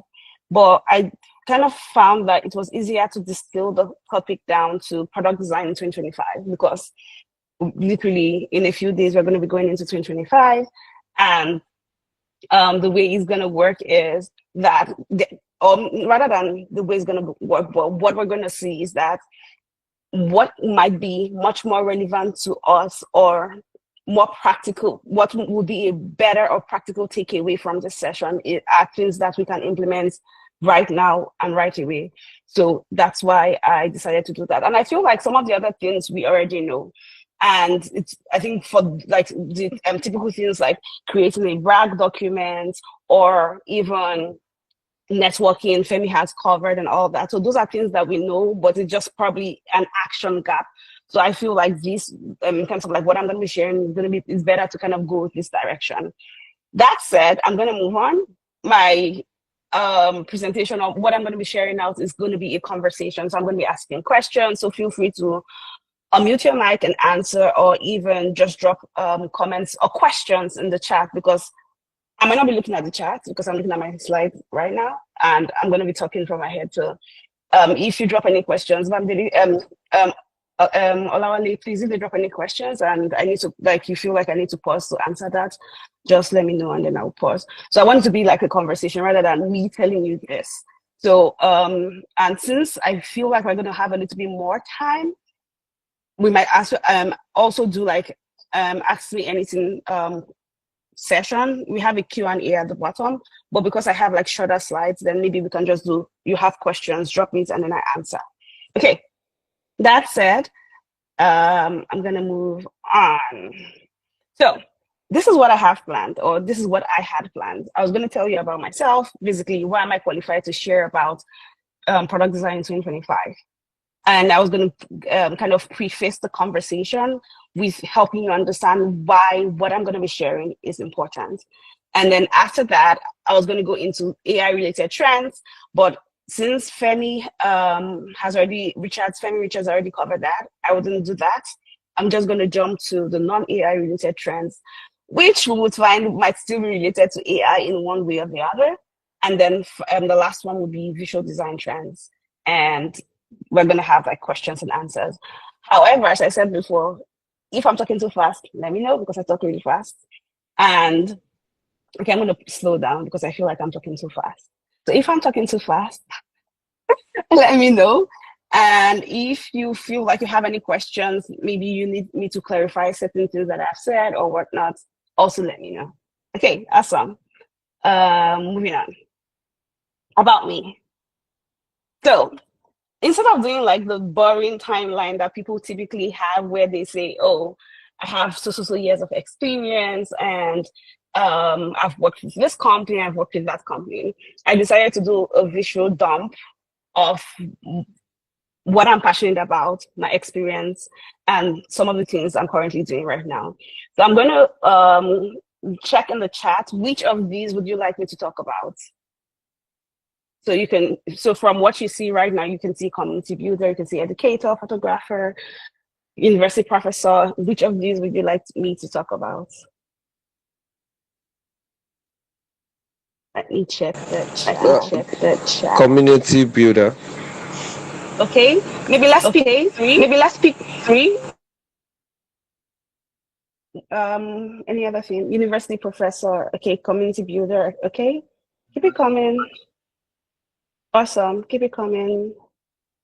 So we have two: university professor, community builder. Maybe one more.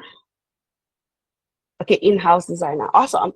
So, as I mentioned before, this is.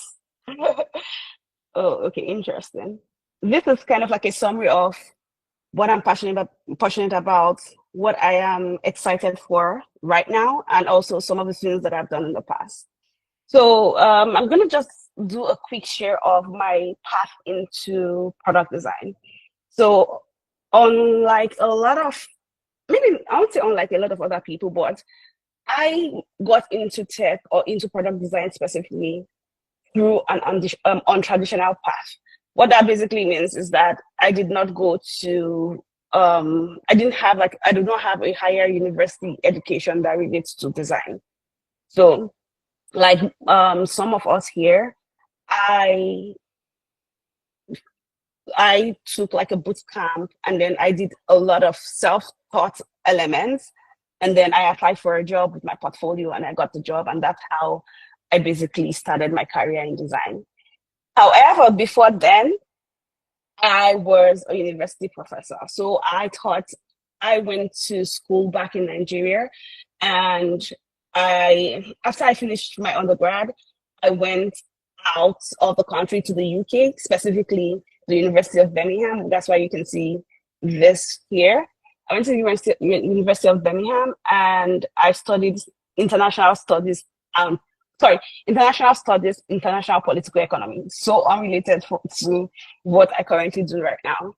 And I went back home, and I got a job at a private university back home in Nigeria, and I taught for 4 years. So, like, interestingly enough, one of my students sent me a message on Instagram, was like, "Oh, my supervisor," because I supervised his projects.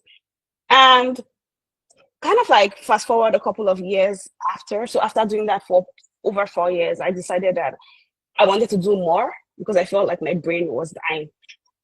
So I wanted to do more because, of course, if you kind of stumble on me on Instagram or somewhere else, you find that I'm more a creative person than a logical person. So when we're talking about the left and the right side of the brain, I'm still logical. But if you talk about like the ratio, I'm more creative than logical. So I said I wanted to do pursue my passion for fashion design specifically. So that's how I kind of got into my own business, did that for a couple of years. And after that, I was like, I did that for over 7 years. And I was like, do you know what? I want something more. You know, there's always that quest for more. So I wanted something more. And that's how I discovered product design. My sister told me about it and she said, "Grace, I think you're going to make a great product designer." So I said, okay, what exactly is that? So I started my research and I found out what product design was. I took a boot camp, but of course, boot camps, in my opinion, this is my opinion, I stand corrected. Sometimes, especially if they are just like a couple of months, they only provide you with the foundational knowledge. You need to get and do your own work, do a lot of work to ensure that, for example, your portfolio that you are sharing or presenting to the employer actually matches or supersedes their expectation. So I did all that. And the first job that I got as an intern was at Fort Canvas. You probably know that it's a Nigerian design and web agency. So yeah, I became one of the in-house designers, and I was opportunity to work on a lot of projects because at that time, myself and a couple of other people were the only product designers within the agency. So that was like a good stepping stone for me. And a couple of months later, I got a different job entirely. So when Femi Richard was talking about networking and leveraging your network, that's basically what, like, I'll say most of the opportunities that I've gotten in my life is through networking. Whether it was in, and when people talk about networking, people just feel like it's just cold emailing people or kind of reaching out to them randomly. But the truth is, networking requires a certain level of skill. It requires intentionality. It requires building relationship. It requires actually getting to know the person. So, for example, people would say just go to LinkedIn, network with people on LinkedIn. However, there are people who would not respond to you or add you to their network if you do not put like a custom message attached to that. Sometimes, even though you put those messages, you need to personalize it to whatever they are interested in. So a quick tip for you would be, if you decide to reach out to people or connect to people on LinkedIn, you should actually look at what they do, look at what they're interested in, look at what they've talked about, and customize the reach out message and say, "Hi, Femi Richards, you were just at our community meetup a couple of days ago. You talked about this, which resonated really well with me, and I would like to connect with you." Do not just add the person up randomly. Especially some people will say, "Okay, fine, this person is in the same field as I am," and they'll add you. But the next level is that level of intentionality. So if you want to connect with people, I would say that's a quick tip. Anyways, that said, I got the job as as an agency designer, but a couple of months after, I got an in-house design job at Africa. I don't know if any of us know about Africa. Africa is a SaaS marketplace, and at this time I was still back in Nigeria, right? And the interesting thing is that as a fashion entrepreneur, I was using their platform. So my pitch to them was, and actually I went for one of their meetups in Nigeria. So it was basically for like basically to talk to us, the sellers on the platform, about the product or maybe the features of the of a new, actually it was a new product they were offering, a credit card, not a credit card, a debit card for payouts and whatnot. So I went there, and for some reason I'm just like, oh, I actually have a question. So I noticed in your product XYZ doesn't match with the expectation, blah blah blah blah. And they were like, yeah. I'm like, that's not a good user experience. And at that time, the truth is, I wasn't even fully ready to take on the role if they had said, oh, Grace, become the product designer at this company. So, but I just said, if you're looking to hire someone who has a good knowledge of the product because they use it, I'm open to that opportunity. And of course, they kind of nodded and moved on. And then after I feel like I'm going into a lot of storytelling, but I think it's going to be useful lessons because maybe it's going to provide like a useful context or useful lesson for someone here. So I'm going to speed it up, but still continue. And after that, myself and a couple of people were talking with the CSO, and we just kind of had a conversation about the product. And to be honest, I was really excited about the product. So I just kept on providing a lot of tips and insights. I was like, oh, we could do this, we could do that. And I just said to the CSOs, I was like, you see, you guys have not even hired me yet, and I'm already providing a lot of nuggets and whatnot. Should I send my resume in? And he was like, okay, yeah, I don't know if the CSO the CTO is ready to hire yet. However, if you send your resume, I would forward it to him. And basically that was the starting of the conversation that got me the role as an in-house designer at Africa. Fast forward a couple of years after that, I moved to Canada. I was looking to transition from Africa. I got like an interim job here in Canada, but I was in a community. Oh, will I call it a community? I'll say a WhatsApp group of other tech people. And I saw that a recruiter sent out she was looking for an engineer at a particular company. And I was like, let me even see if they have like a role for product designer. So I went to the link and I saw that they were actually searching for product designers. And I reached out to her and said, introduced myself, told her what I could do. So I didn't just say, oh, I noticed that you have a job in opening for a product designer. I'm interested. No, I said to her, I feel like I'm a good fit for this role because of XYZ, XYZ, XYZ. And she was like, do you mind sending me your LinkedIn? Which is why it's also important to optimize your LinkedIn. So most recruiters will go to your LinkedIn. Sometimes they wouldn't bother opening your resume. But if your LinkedIn isn't optimized, then you're kind of shooting yourself on the feet because it's just like you're creating a gap, right? You're creating a gap. You're creating a place for them to ask questions or question your abilities. You might be able to do the job, but you need to also position yourself in such a way that you make yourself very attractive to anyone who is hiring. Anyways, that said, funny enough, she said, oh, she wasn't the one hiring for the job, but that she would forward my resume to the person hiring for the role.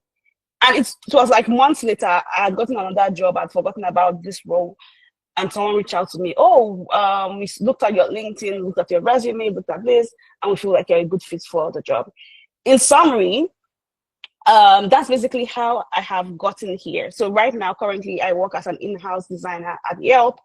I am on the content and contributions team. And basically what I do is, what we do on my team is ensuring that whatever reviews that people, basically ensuring that whatever reviews people drop is trusted, and also ensuring that we increase the amount of content around reviews, photos, videos, whatnot on the platform, because it kind of fits into our overall flywheel as an organization.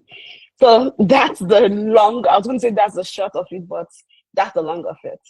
I hope I answered your questions, those of us that, and in terms of community builder, basically, I'm someone who is passionate about building communities. So whether it's product design communities, or even here in Canada, I have a social community that I am building. So I'm passionate about building community because I believe that it's better to go at it together than to do it individually or alone. So I'm super excited for you that you are in UX Tribe, like a great community where you can get the resources, the support, whether it's emotional support or whatever support you get to ensure that your career is on the right trajectory.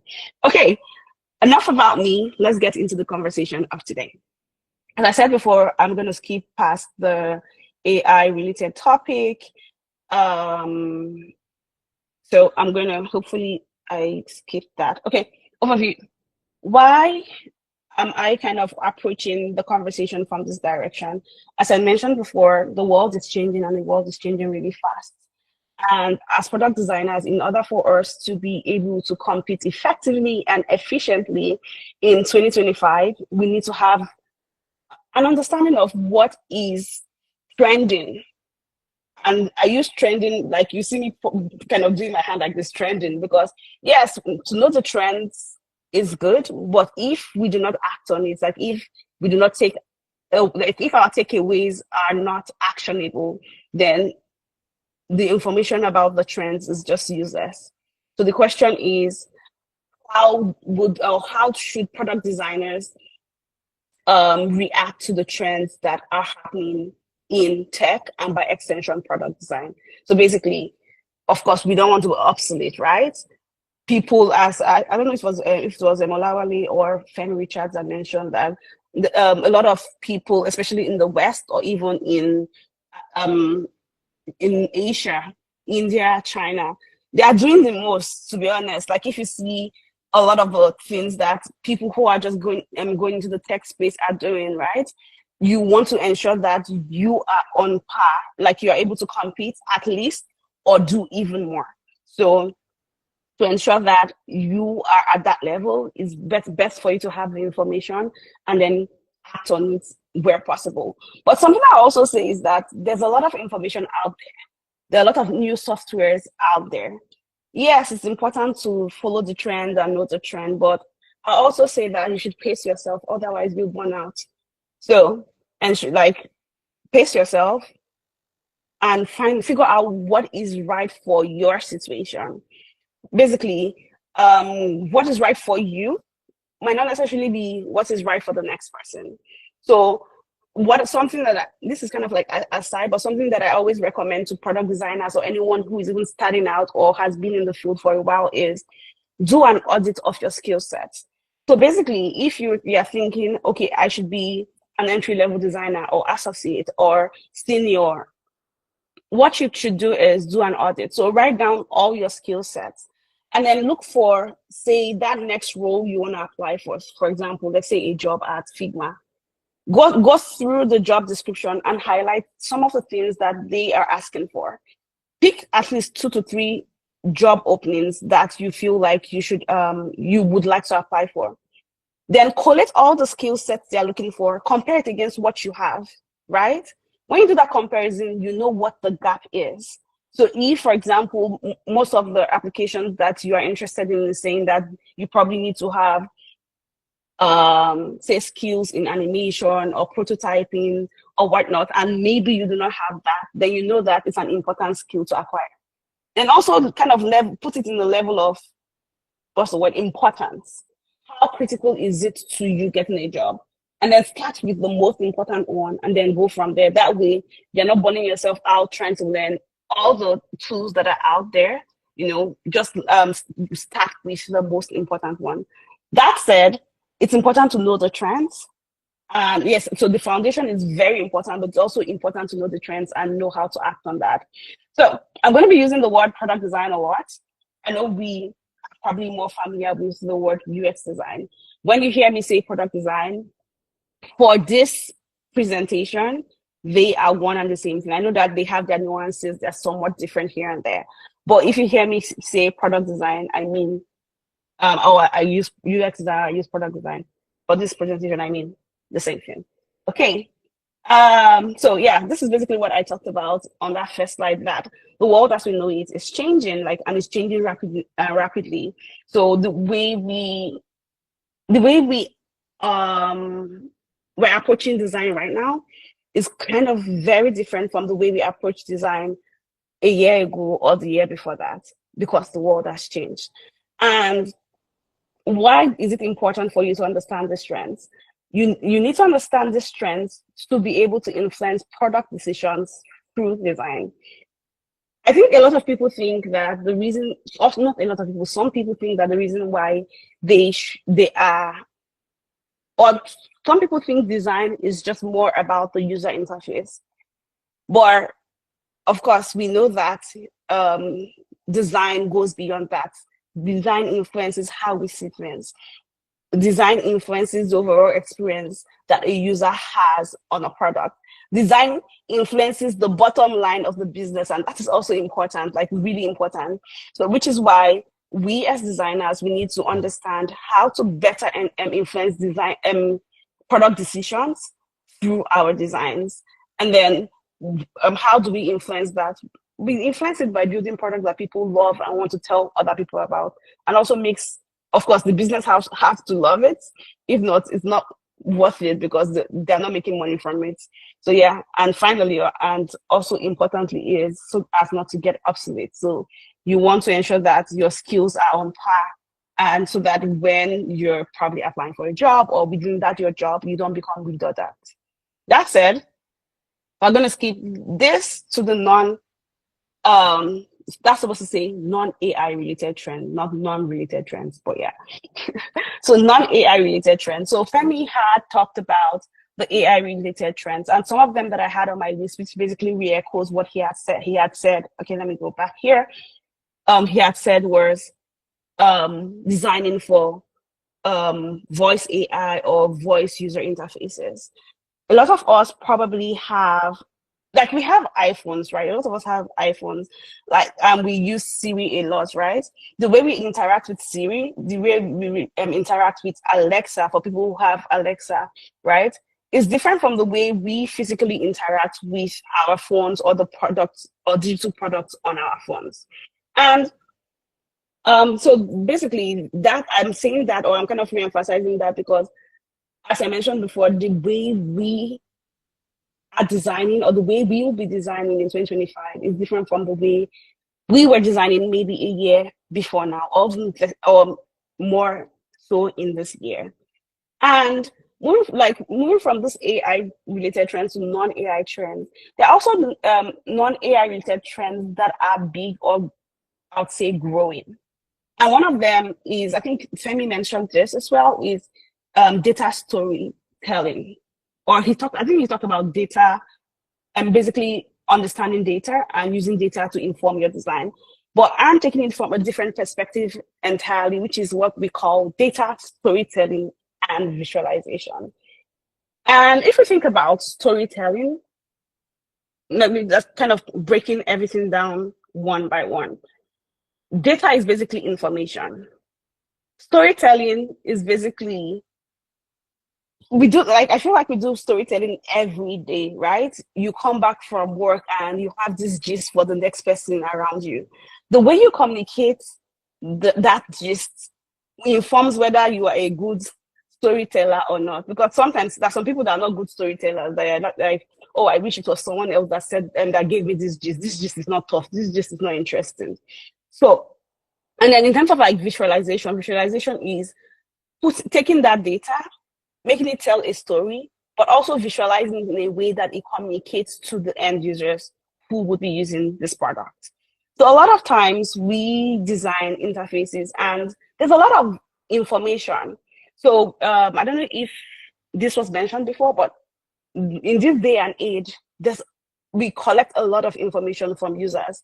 So whether it's our wristwatches, so for example, our iWatches or our Fitbits, all those interfaces collect information from individuals.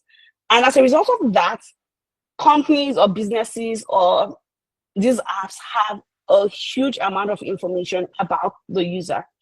Think about ChatGPT. Literally, any prompt you ask ChatGPT, it saves that information.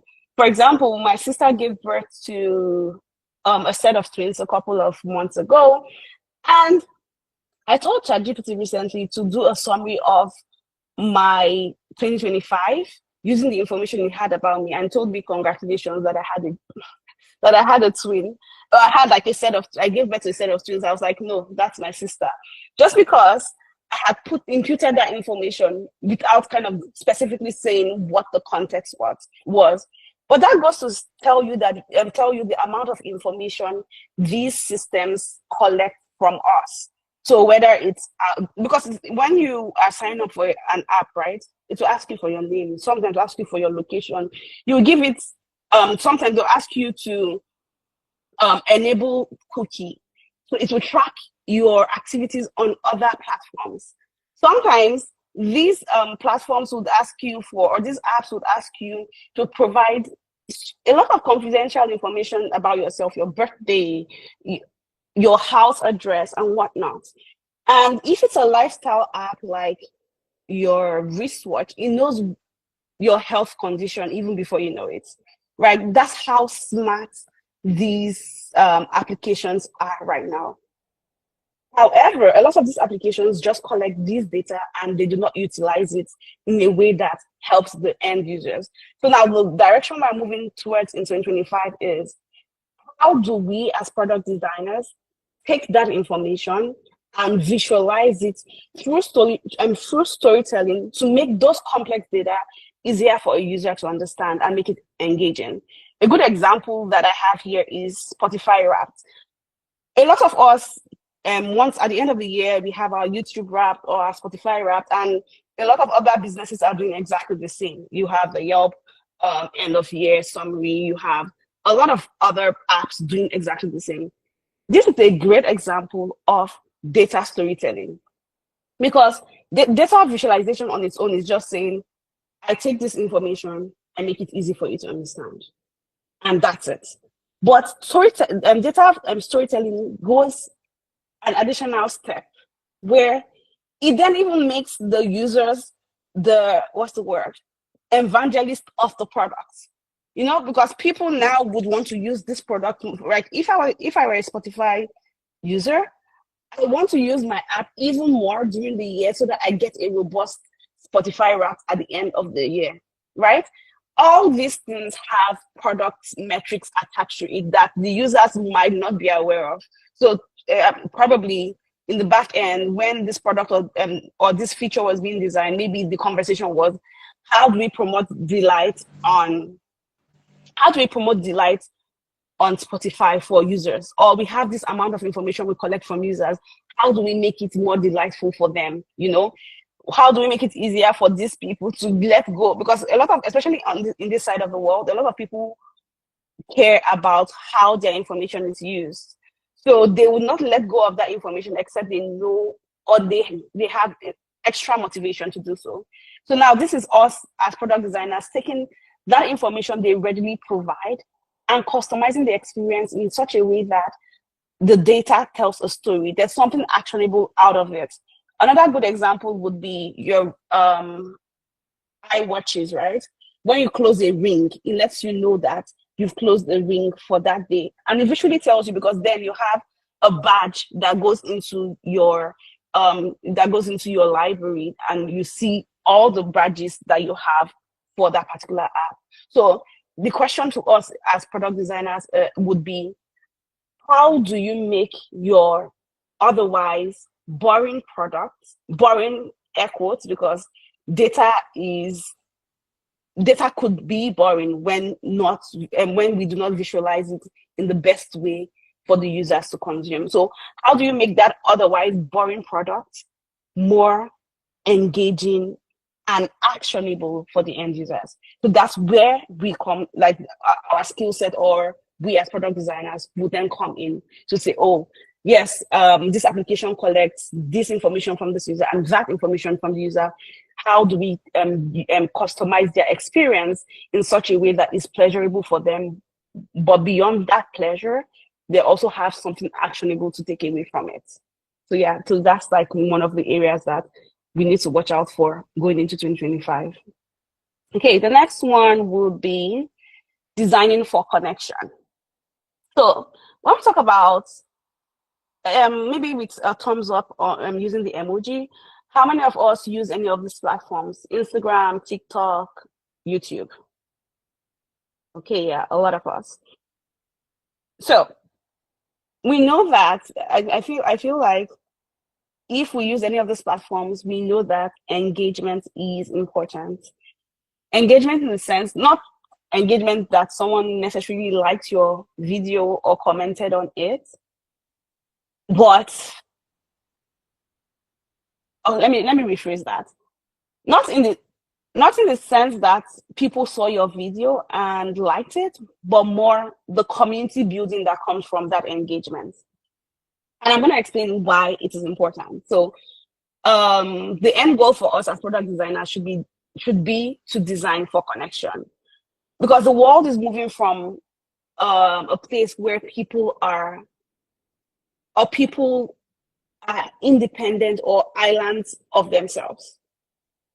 People go to restaurants, right? And they want to let the whole world know that they went to a restaurant. Why?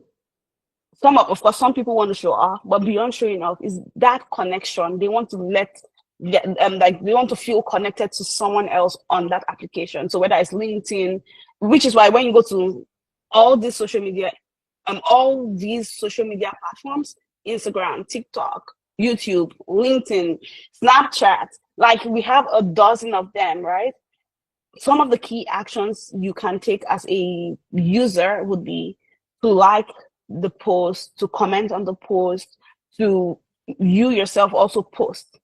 But the reason why all these things are becoming important within user interfaces is because people can never be independent of themselves. There's always that community portion of it. People want to feel connected to the next person in the world. And we've moved a lot from physical connection, which is why recently my sister sent me a video that's like a data visualization of how people find their partners. And initially it was through friends and family. And then if you like I think it was over 40 years. But now the number one place that people meet their life partner is online. And that goes to tell you that a lot of our engagement, a lot of our interaction happens online. And most of this app, basically, what they're trying to do is to mimic what happens in real life. So that most of your friends, especially a lot of us that live in Nigeria, a lot of people have jackpot. So at least 50% of the people you know, and UK, there maybe some in Canada, some in US. But how do you keep that connection with them through these applications? And who built these applications? We as product designers, we are the ones that built these applications. And then when we begin to think about metrics like retention, one of the arguably, or maybe I do not have like a specific number, but I will tell you for free that in terms of retention, one of the biggest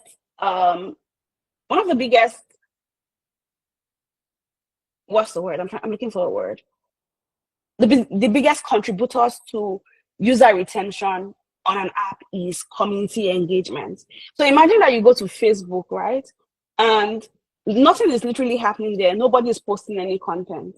There will be no content for you to comment on. Or maybe everyone is posting, nobody's commenting on each other's content. It becomes boring after a while. So community engagement is a key part of consumer interfaces. And that's kind of not new in a sense. However, moving into 2025, or even from now moving on to 2025, a big portion of that engagement would come through video content. So which is why you see that a lot of platforms will reward people for posting content. TikTok, for example, YouTube has their reward program. Instagram has something that somewhat encourages people to post more content. Even LinkedIn finds a way to reward people. It might not be monetary rewards that all these platforms have, but there's some sort of reward that they provide to users for engaging with or for posting content. So video is now a key part of like a key content going into 2025. So, and the question is, how do you then take this information and use it in your design as a product designer? As I've mentioned before, depending on the kind of products you build, but more so consumer-facing interfaces, you might want to consider or ask yourself the question, how do we integrate video into our platforms? You know, and the reason why you're asking this is because, yeah, like, I know that videos will drive engagement and it might also increase retention. The reason why retention is important is because if you look at the average, that's a word. I feel like I'm also always missing a word. The attention span of an average person. Right now, our attention span is as short as that of a goldfish, unfortunately. So it means that in order for your product to be successful, you must keep users engaged, and you must keep people coming back. And one way to do that is to integrate video content into your platforms. So yeah, that's kind of what designing for connection. So designing for connection essentially is think about the product you're designing. Where can you leverage connection within this video, within this platform? How, like, even Duolingo does this. Why do you think Duolingo tells you, oh, do like I've forgotten the word they use, but it's like a match between yourself and a friend, right? Why? Because they know that if you have friends, if you have connections within the app, the likelihood that you will come back is higher. And that means more money for the business overall. So think about it. How can I integrate connection within the products that I design? So maybe I should pause for questions. Does anyone have any question about this, or data storytelling and visualization, and then designing for connection? Okay, I don't see any questions, but if you have, just drop it in the chat. And I think someone already talked about this, but I'm going to kind of breeze through it and move on. So designing for diverse interfaces. So right now, we know that we have like, I think it was Olawale that was talking about it, that when you get into a car, most of these cars have visual displays. You have to design for those. When you go to a restaurant, especially in this side of the world, you have, you can order your food on the screen within the restaurant. When you are out moving, you have your wristwatch display that you need to design for. When you are watching your Netflix, that's a display that you need to design for. On your mobile phones, which you are probably already conversant with, that's a display you need to design for. And also, like, now we're going into the season or the era of wearables. So beyond your wristwatch, you have glasses. For example, Meta has the Meta glasses. You have Oculus. You have a lot of them, right? That you need to design for. So now we need to be thinking about how, I think more beyond designing for the diverse interfaces is more like designing for connection between the interfaces. So yes, you probably know how to design for a small interface or a big one, or, you know, and make your design adaptable across devices or responsive across devices. But now, as designers, we need to think about how our design scale across different platforms. So think about this. When you start watching your, maybe a movie on Netflix, right, on your phone, you're like, okay, this phone, I'm at home now, let me go to my TV. You go there, you continue, you don't think about how seamless the experience is, because good user experience, you almost never think about it. It's seamless, right? Or you are on your wristwatch and you're able to scroll through your apps. But then when you pick up your phone, the exact same app lives on your phone. You can look at some of your badges on your wristwatch, like from the Apple Fitness app or the tracker. you can see those things on your phone. So basically, it is in that interconnection is seamless. You have a single ecosystem, but seamless experience. Single ecosystem, different size of devices or different types of devices, but with a seamless experience. Now that's the kind of level or the bar that's the minimum threshold right now for our designs. When you design for a mobile app, you need to begin to think about how does this transition seamlessly into a bigger screen, for example, like the TV, or how does this scale down into a smaller application like the phone, like the wristwatch. And then beyond that, it's not just thinking about the sizes of the devices, which is something I said before, but think about what is useful for each context. So contextual awareness is something that would be key for designers. You need to be like, the way that I use my phone is different from the way I use my TV. So all those considerations you need to consider all those things when you're putting together your designs, especially if your brief, for example, has multiple platforms. Of course, there are some apps that would start like in terms of like milestone 1, they'll say, oh, let's design for the mobile device only, and then we can scale from there.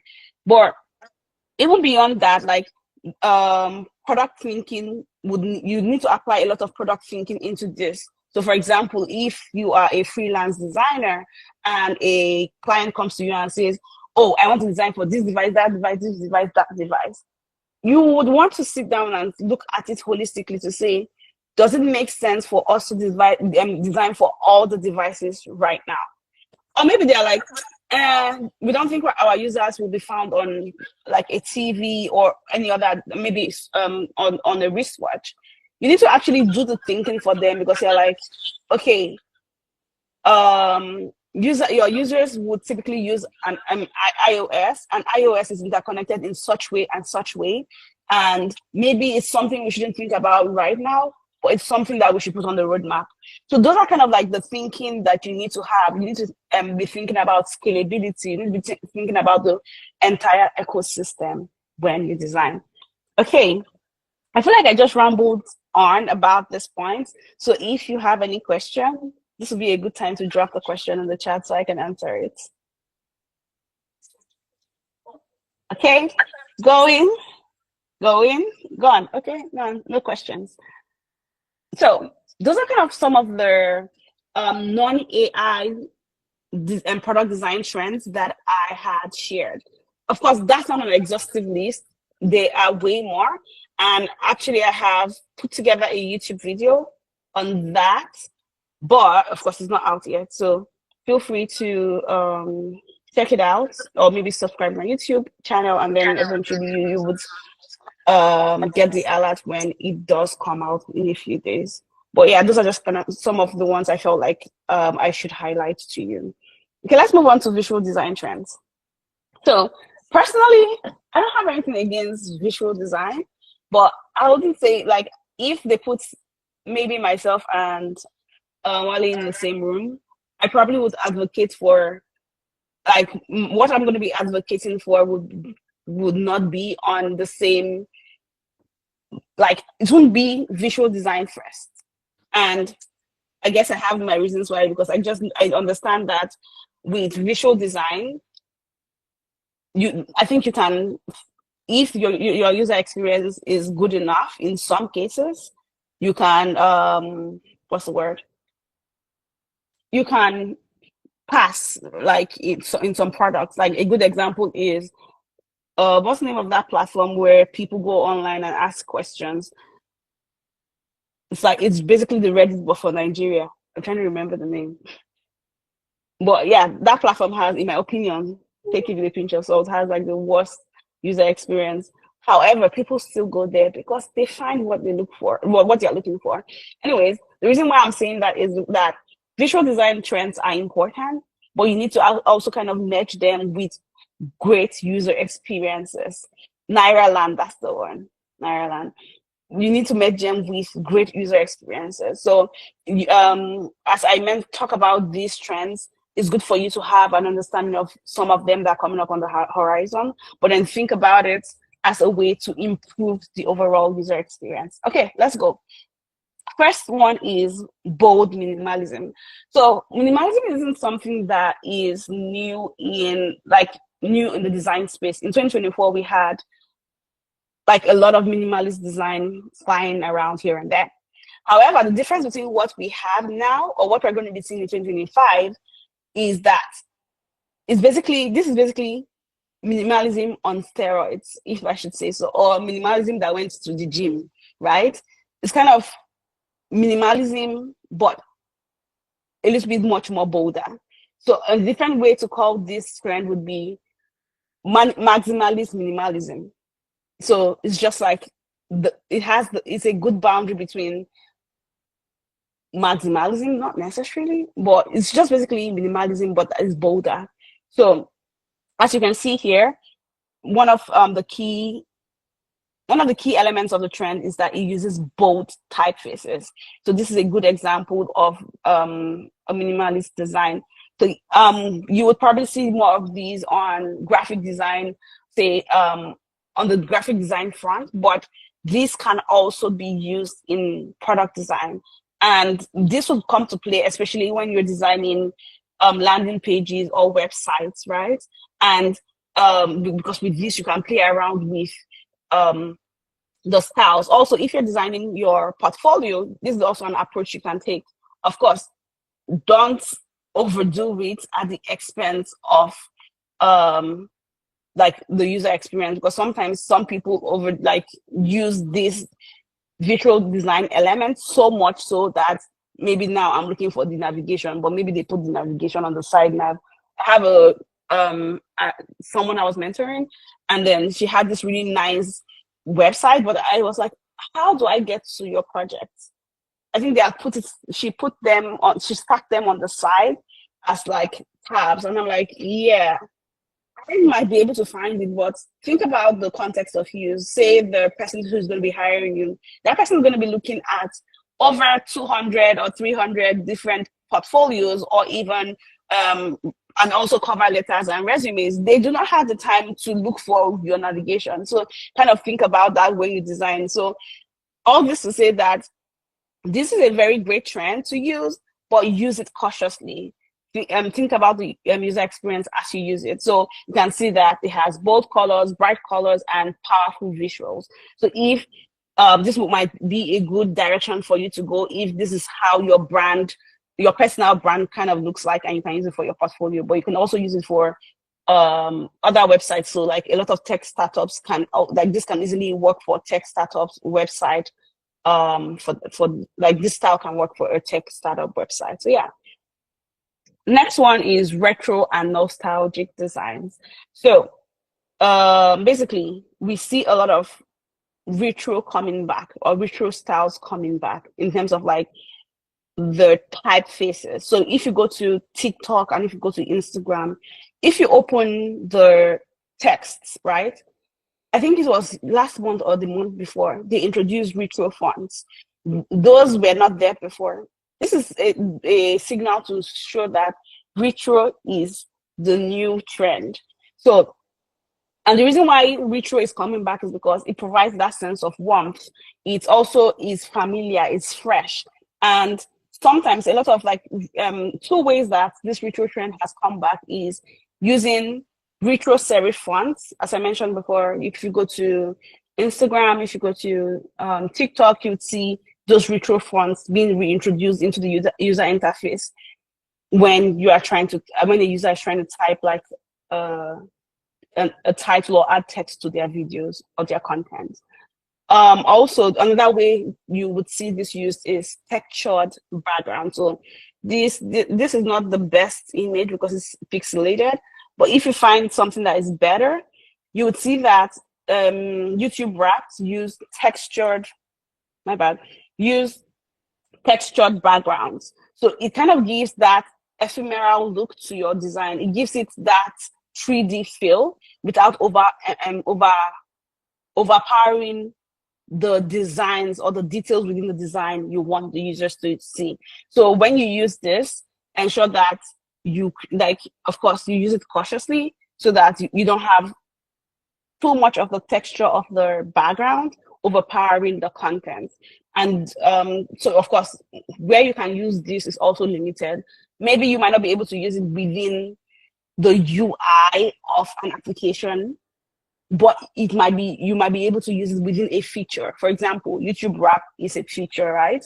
When we talk about visualization, maybe you can use it in the areas where you have to do a bit of visualization, or you can use it on a website rather than a mobile app. But funny, interesting thing is, I've seen a lot of apps that have used this this trend or this style, and they've used it successfully. It's just kind of figuring out what your intent with the product is, and then kind of approaching it from that direction. Okay, I think this is the last one. I think, yeah, well, second to the last one, sound as a design element. So basically, when we talk about sound, we talk about sonic branding, right? If you, I don't know if any of us we've turned on Netflix and we hear that to-dum sound, to-dum. So even we think back in the days where you used to use Nokia phone and it had a particular ringtone, that you literally know that when that sound and that phone, the ringtone comes on, you know that the person is using a Nokia phone. But like, it has gone beyond that, just having that sonic sound or branding to being used within the interface itself. So when we talk about using it within the interface, this basically means that we can then begin to think about a case, like using it to create delight. And when I talk about delight is, think about, say, Duolingo. The reason why I'm using Duolingo is because I use Duolingo, so I know how it works. When you have a small achievement, so for example, you get 5 answers in a row, Duo makes a particular sound, right? For as human beings, that registers as, oh, I did something right. And then when you get 10, the sound the app makes is slightly different and is slightly bigger. And then when you complete a full level, the sound it makes is even larger. So it's kind of like, it has that grade to how it uses sound. And now sound has become so important within design that a lot of apps are integrating it.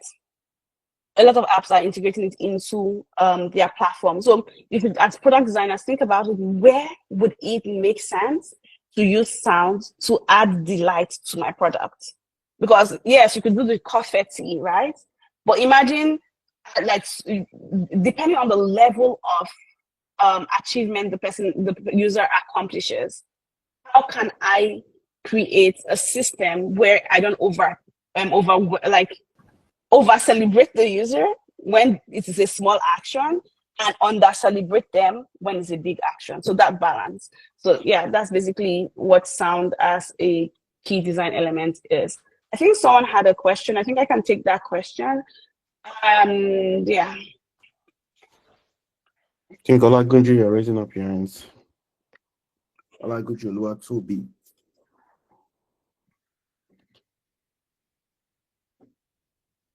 Maybe they did not have a question. Maybe it was just an error. Okay, I think so then I'm going to kind of skip over this micro interactions and animation. So we've seen this in a lot of designs, but maybe ask yourself as a product designer, do I use this in my designs? How can I ensure that I have a kind of following the sonic branding or sound as a design element? You also have micro interactions, which kind of go hand in hand. So you see the confettis, you see when you tap the buttons on an application, you know, the response, right? Even so much so that now we have the apps kind of, there's a word they call it, but they vibrate when you do certain actions. So on your mobile phone, when you use ChatGPT and it's kind of collecting your answers, it has that minor vibration. So think about all those things like as ways that you can help or improve the user experience within your product. And then in terms of like us as designers, maybe this is also a skill set that you could gain. So think about taking animation classes, and so if you want to kind of be like a 360 designer, rounded designer, and you want to also design the micro interactions within your applications, you could consider that. And then interactive elements. So for example, this is LinkedIn. LinkedIn has games. Why does LinkedIn have games? Because it realizes that engagement is important to keep people on the platform, you know, and keep people using their app, or even keep the users excited about this application. So you could include interactive elements like this. Same thing, TikTok has an interactive element, interactive elements. Instagram has interactive elements where you tap to add your photo, or tap to kind of upload photos to that. There's a word they call it. So those things that are like a button and says you 24 hours ago, and you just tap to add. So those are kind of interactive elements within the application. Okay, and that's it for me. Any questions? I know you guys have probably had a really long day and a very long session. Questions? Okay. Okay. Oh yeah. Okay. Please call me Egu. All right. I like the sound of it. Money. Hi, good evening. Hi, Grace. Thank you so much for the enlightening session. It's really been an amazing time. Thank you so much. I love the way you speak too. So my question is, I've been listening to you, and right now I feel like we need to do so much. Right now I feel like I'm left behind. Hearing you speak about these things. So it seems like we need to do so much. How do you think we can get along and not feel overwhelmed? How do you think we can do all those things and still feel relevant in the industry? Do you get me? Yeah, I understand where you're coming from. Okay, thank you. Yeah. So your question is, how do you create balance? Like, because the thing is, you also need to balance doing what you need to do, but also there's also you are just a human being. You're just a single human being. You have 24 hours within your time. As I said, when I was beginning, I'm like, there's a lot to be done, but maybe think about what is relevant for your situation. So all these are just information, right? Now you're basically presented with this information, and then it's now left for you to analyze what works for me, or what would work for me. So for example, say someone who works on consumer side is different from someone who works on the business side. Consumer side will probably be more focused on things like video content, interactions, animations, and whatnot. But if you're working on the business side, so like dashboard and whatnot, maybe your focus would be more on visualization, right? Because you have a ton of data that you need to visualize. So that's why I said it depends on what your goal is as an individual, what kind of product you're looking to work, like what side of the business you're looking to work on or work in. And also, yeah. So are you working on consumer product or enterprise? And then based on that, you also even deep dive even further. What is your unique selling point? What is your goal as an individual? So kind of asking yourself those questions can help you, because someone who wants to work with an agency, for example, or works with an agency, might need to have a lot more tools within their toolbox, right? They the startup agency might ask them to do the animation for the product, managing the client, doing this, doing that.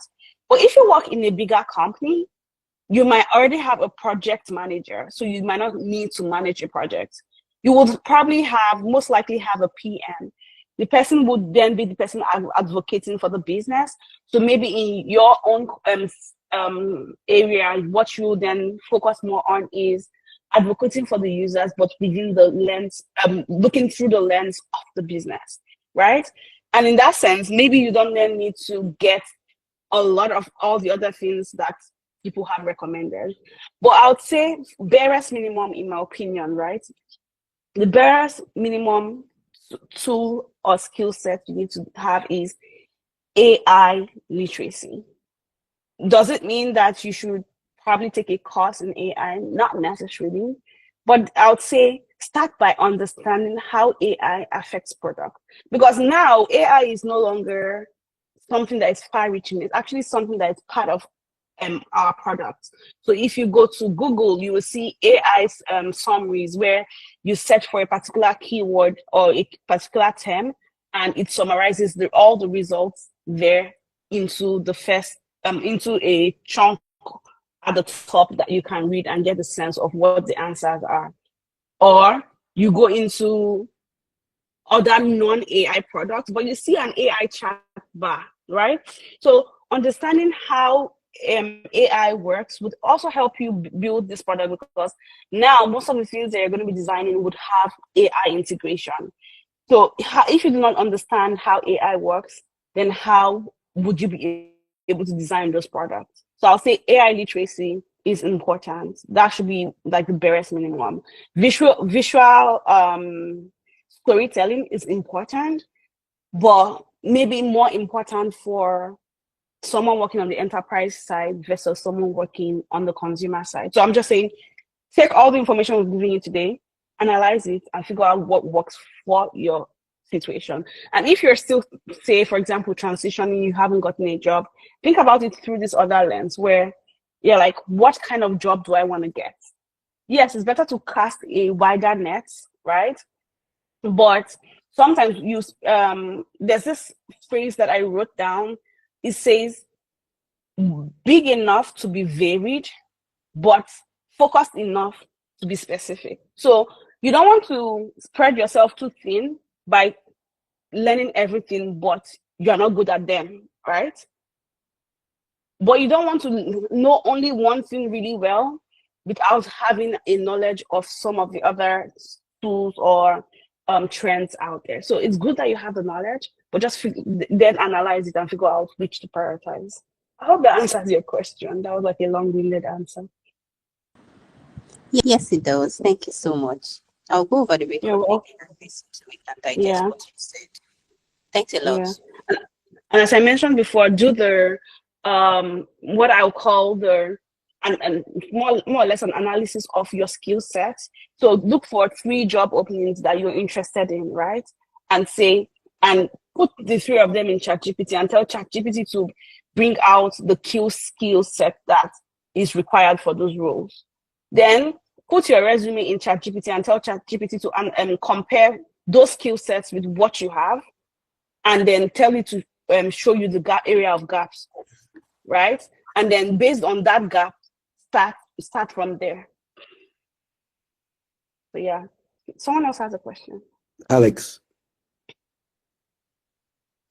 All right. Good evening. Good evening, guys. Thank you very much for this opportunity. I'm Alexander from Ghana, a UX designer. Okay.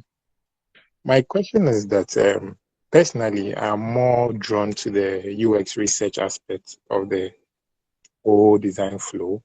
But then I've realized that of late, most of the job descriptions that do come out, they are more interested in the UI than just purely user research roles. And so for someone like me who is more interested in the UX research aspect, how do I navigate this and then try to get jobs in the market? Thank you very much.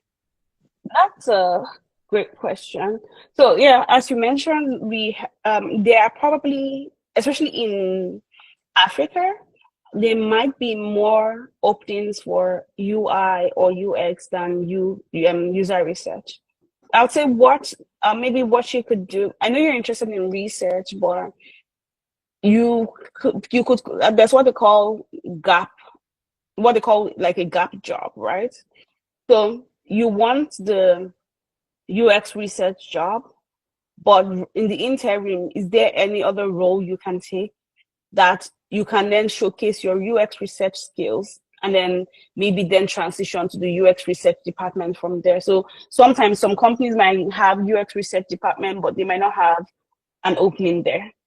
And then you can say, oh, yes, I'm not great at UI, or I'm not interested in UI, but I can do it anyway. And then because the truth is, especially in startups, you will need your UX research skills because they probably do not even have any foundational research. So imagine that you go into the company and then begin to say, oh, advocate for UX research related items within that your UI UX role. So I think maybe that might be an approach you could take, where you take those kind of roles, especially in startups, where you have the opportunity to do multiple,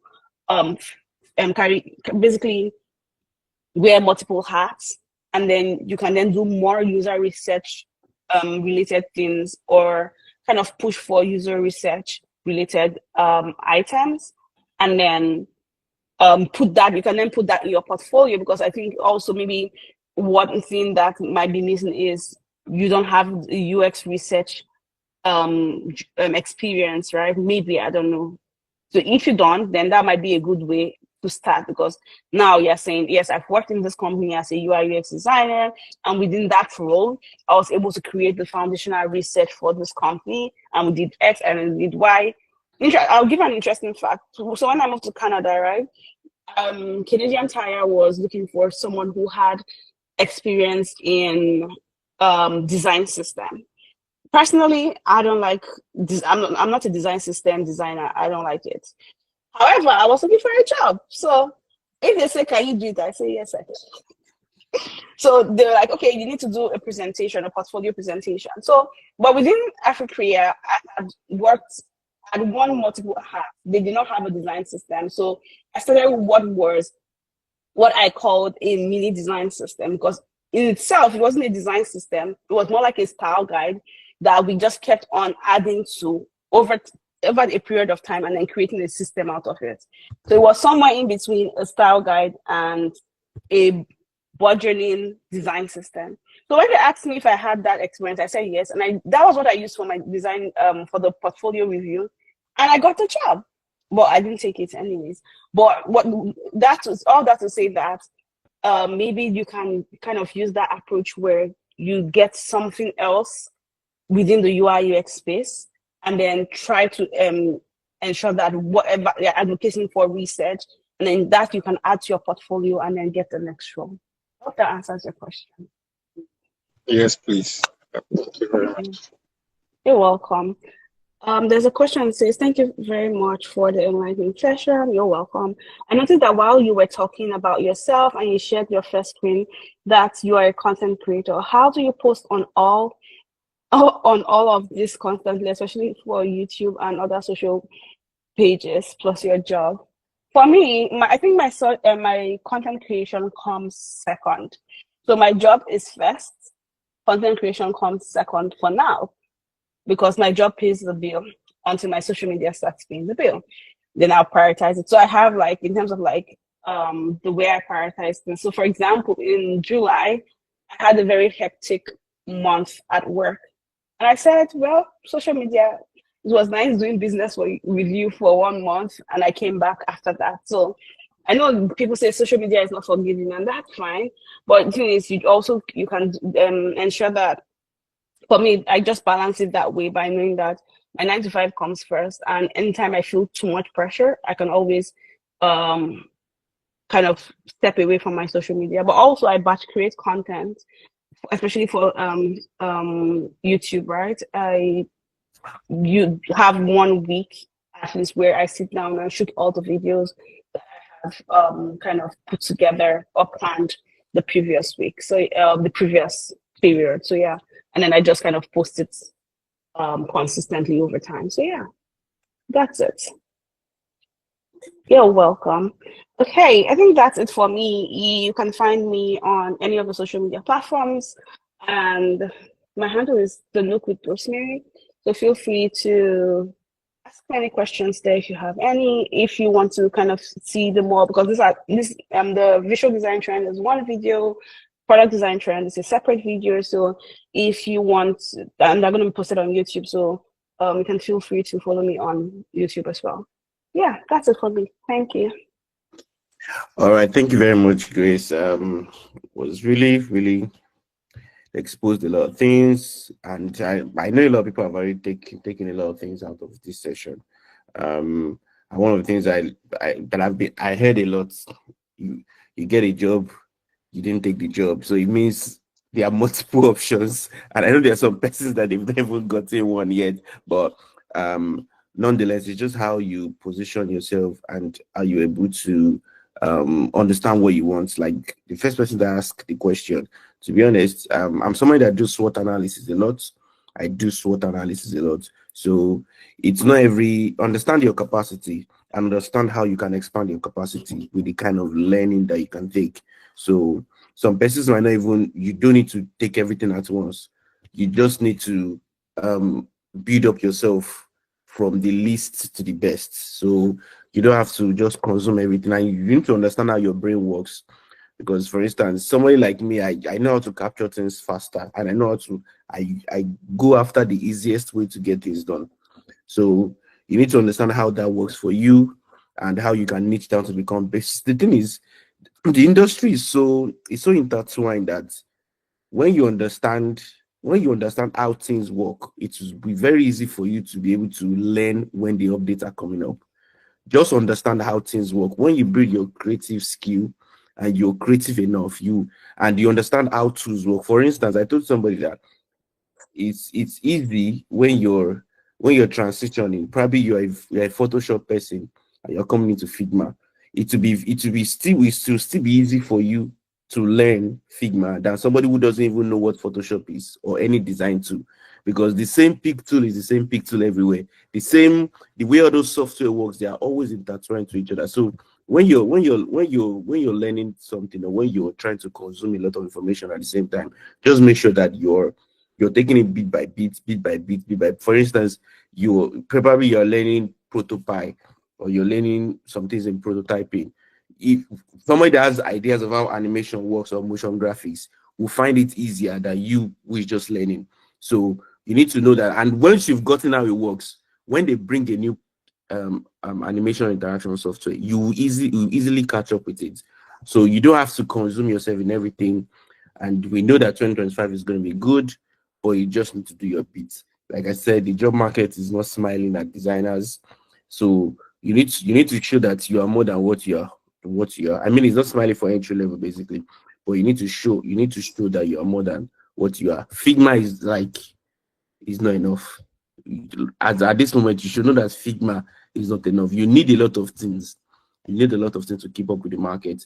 The AI is coming, the Web3 is coming, everything is going, designing for accessibility, voice integration, motion integration, picture integration, all these things are coming in. And you need to understand that it's important that you as a designer, you need to position yourself properly for all these opportunities. Startups are emerging every day. Startups are emerging. People are developing products. Ideas are coming. People are getting seed fundings. Like a lot of things are just going on at the same time. And trust me, people look out for people. And that's why, like Femi said, networking is important. Strategic networking is important. So on these notes, we're going to be ending. We're so sorry we took a lot of our time, but I just hope that it's didactic enough, and we've learned one or two things. If you've just learned one or two things, just drop in the comment section and just talk about. Just say I've learned a lot, or just let them know that we've delivered value. You've gained value. We've also gained value. Everybody has gained value tonight. Or you can use the emoji or thumbs up or anything you can use. And I want to use this opportunity to appreciate everybody. I think I have I dropped my LinkedIn. I've been following a couple of persons. I've been connecting with you. You can also do same. And if I didn't connect with you, I'll just drop mine. I'll make sure that anybody that send me a connection message, I would always accept it. So we can just do that in a couple of minutes. And Grace, let me just try and look for your LinkedIn profile. Just give me a minute.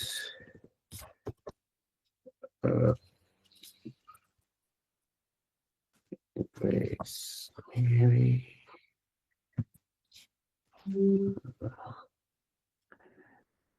Okay, Grace has also shared. Okay, sorry, I think you shared it to me. I don't know. So that's your message right now. Okay, thank you very much. Grace, can you also share me your link? Don't worry, I think I have it. Yes, I have it already. So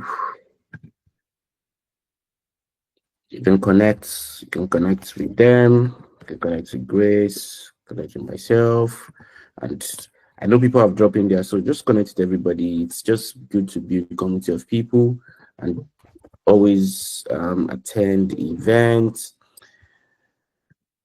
I'm so sorry, I'm just trying to pop this up. So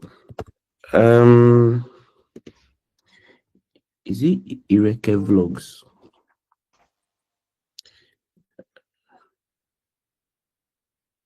Oh, okay, all right. So thank you so very much, guys. We do really appreciate you guys. Like I said, my name is Olawale Bamdele, founder of UX Drive. Like I said, a lot of things are happening. UX Foundry is doing something in January, which I think you should partake from. You can go to, let me just check UX Foundry LinkedIn, and you can be part of it. So we will need a slide. If you know you need the slides, just a thumbs up. So I will just plan for it. The slides, Femi slides, Grace's slides. If we need it, do we need it? So this is also for UX Foundry. You can check it out. UX Drive is on all platform. Is on LinkedIn, Instagram, X. And if you want to part of it, just go to uxdrive.org. You can just pop. I think we'll stop taking members. I don't know. I think we've established it again. And for new designers who are just coming into design, and you're looking for where to take. I just saw this now. Let me just share it. Let me just even share it in just 1 minute. For those who's going to help, because I think we're going to be doing some updates around February. Just where is it again? Okay. So if you're a new designer and you want to, this is our community platform. You want to take. We're done with bootcamp. So you want to take design challenge. It's 30 days design challenge and it's 30 days prototype challenge. All you need to do if you want to take the 30 days, just need to sign in. You need to sign up before you can take it. And so 30 days, there's 30 days UI challenge, there's 30 days prototype challenge. For the 30 days prototype challenge is how it works. Everything is already there. Day 1, day 2, to day 30, but you need to take it daily. It won't allow you to do any of that. All you need to do is it's going to show you a tutorial on how to do it. For instance, this is how to create over button. Watch the tutorial, do the challenge, like create the prototype, submit online, and just come and click mark complete. Is it okay? Right, I think. So once you click, okay. So once you click mark complete, you can't do this the same day. It's not like you do it. You say it's not, you wait 24 hours. So you need to just click here. The video is going to show. In this video, we're going to take a look at creating a. So these are just for interaction challenge. I know we're used to UI design challenge. So all you just need to do is sign up on UX Drive, take it. And once you've done that, once you've started, you can go to your dashboard. I hope you can see my screen. You go to your dashboard, it's going to let you know you've started. This is your profile. It's going to let you know you've started it. So you can check the ones you started. You can go to the challenge itself. So if it's 30 days prototype, it's going to show you. So and we did something. So the more you take it, it's going to let you know from here. And when you're fully done, there's going to be a badge and a certification that's going to be that you're going to download. So I just decided to share that for those who are going to be interested. All right, guys, thank you so very much for joining tonight. And we're just going to call it a day. We're going to see you guys in 2025. Updates are going to be happening, so you need to just follow on LinkedIn and every social media platform, and also in the community. We're going to roll up plans like we do we post our goals of every month. And so, but to be honest, let us take next year seriously as a designer. For UX Tribe, we'll have a lot of projects that is lined up for next year. We're going to do a lot of projects for people in Nigeria, and personally, I'm planning things for people in the UK. If you're in the UK here and like you're in the UK, United Kingdom, I don't know, you can just link up with me on LinkedIn or on Instagram. You understand? So it will be faster. I don't take so much time. I have a couple of things I want to do in the UK as UX design community. All right, guys. So for those who probably didn't join the session in the beginning and just join now, let us go and watch on YouTube. It's live on my YouTube channel. So that is that about that. Thank you so very much, guys. Do have a wonderful night's rest, and I'll see you at the top. And lastly, what is it called? My WhatsApp is open. If you're on the group on WhatsApp, you can always send me a DM. Bye.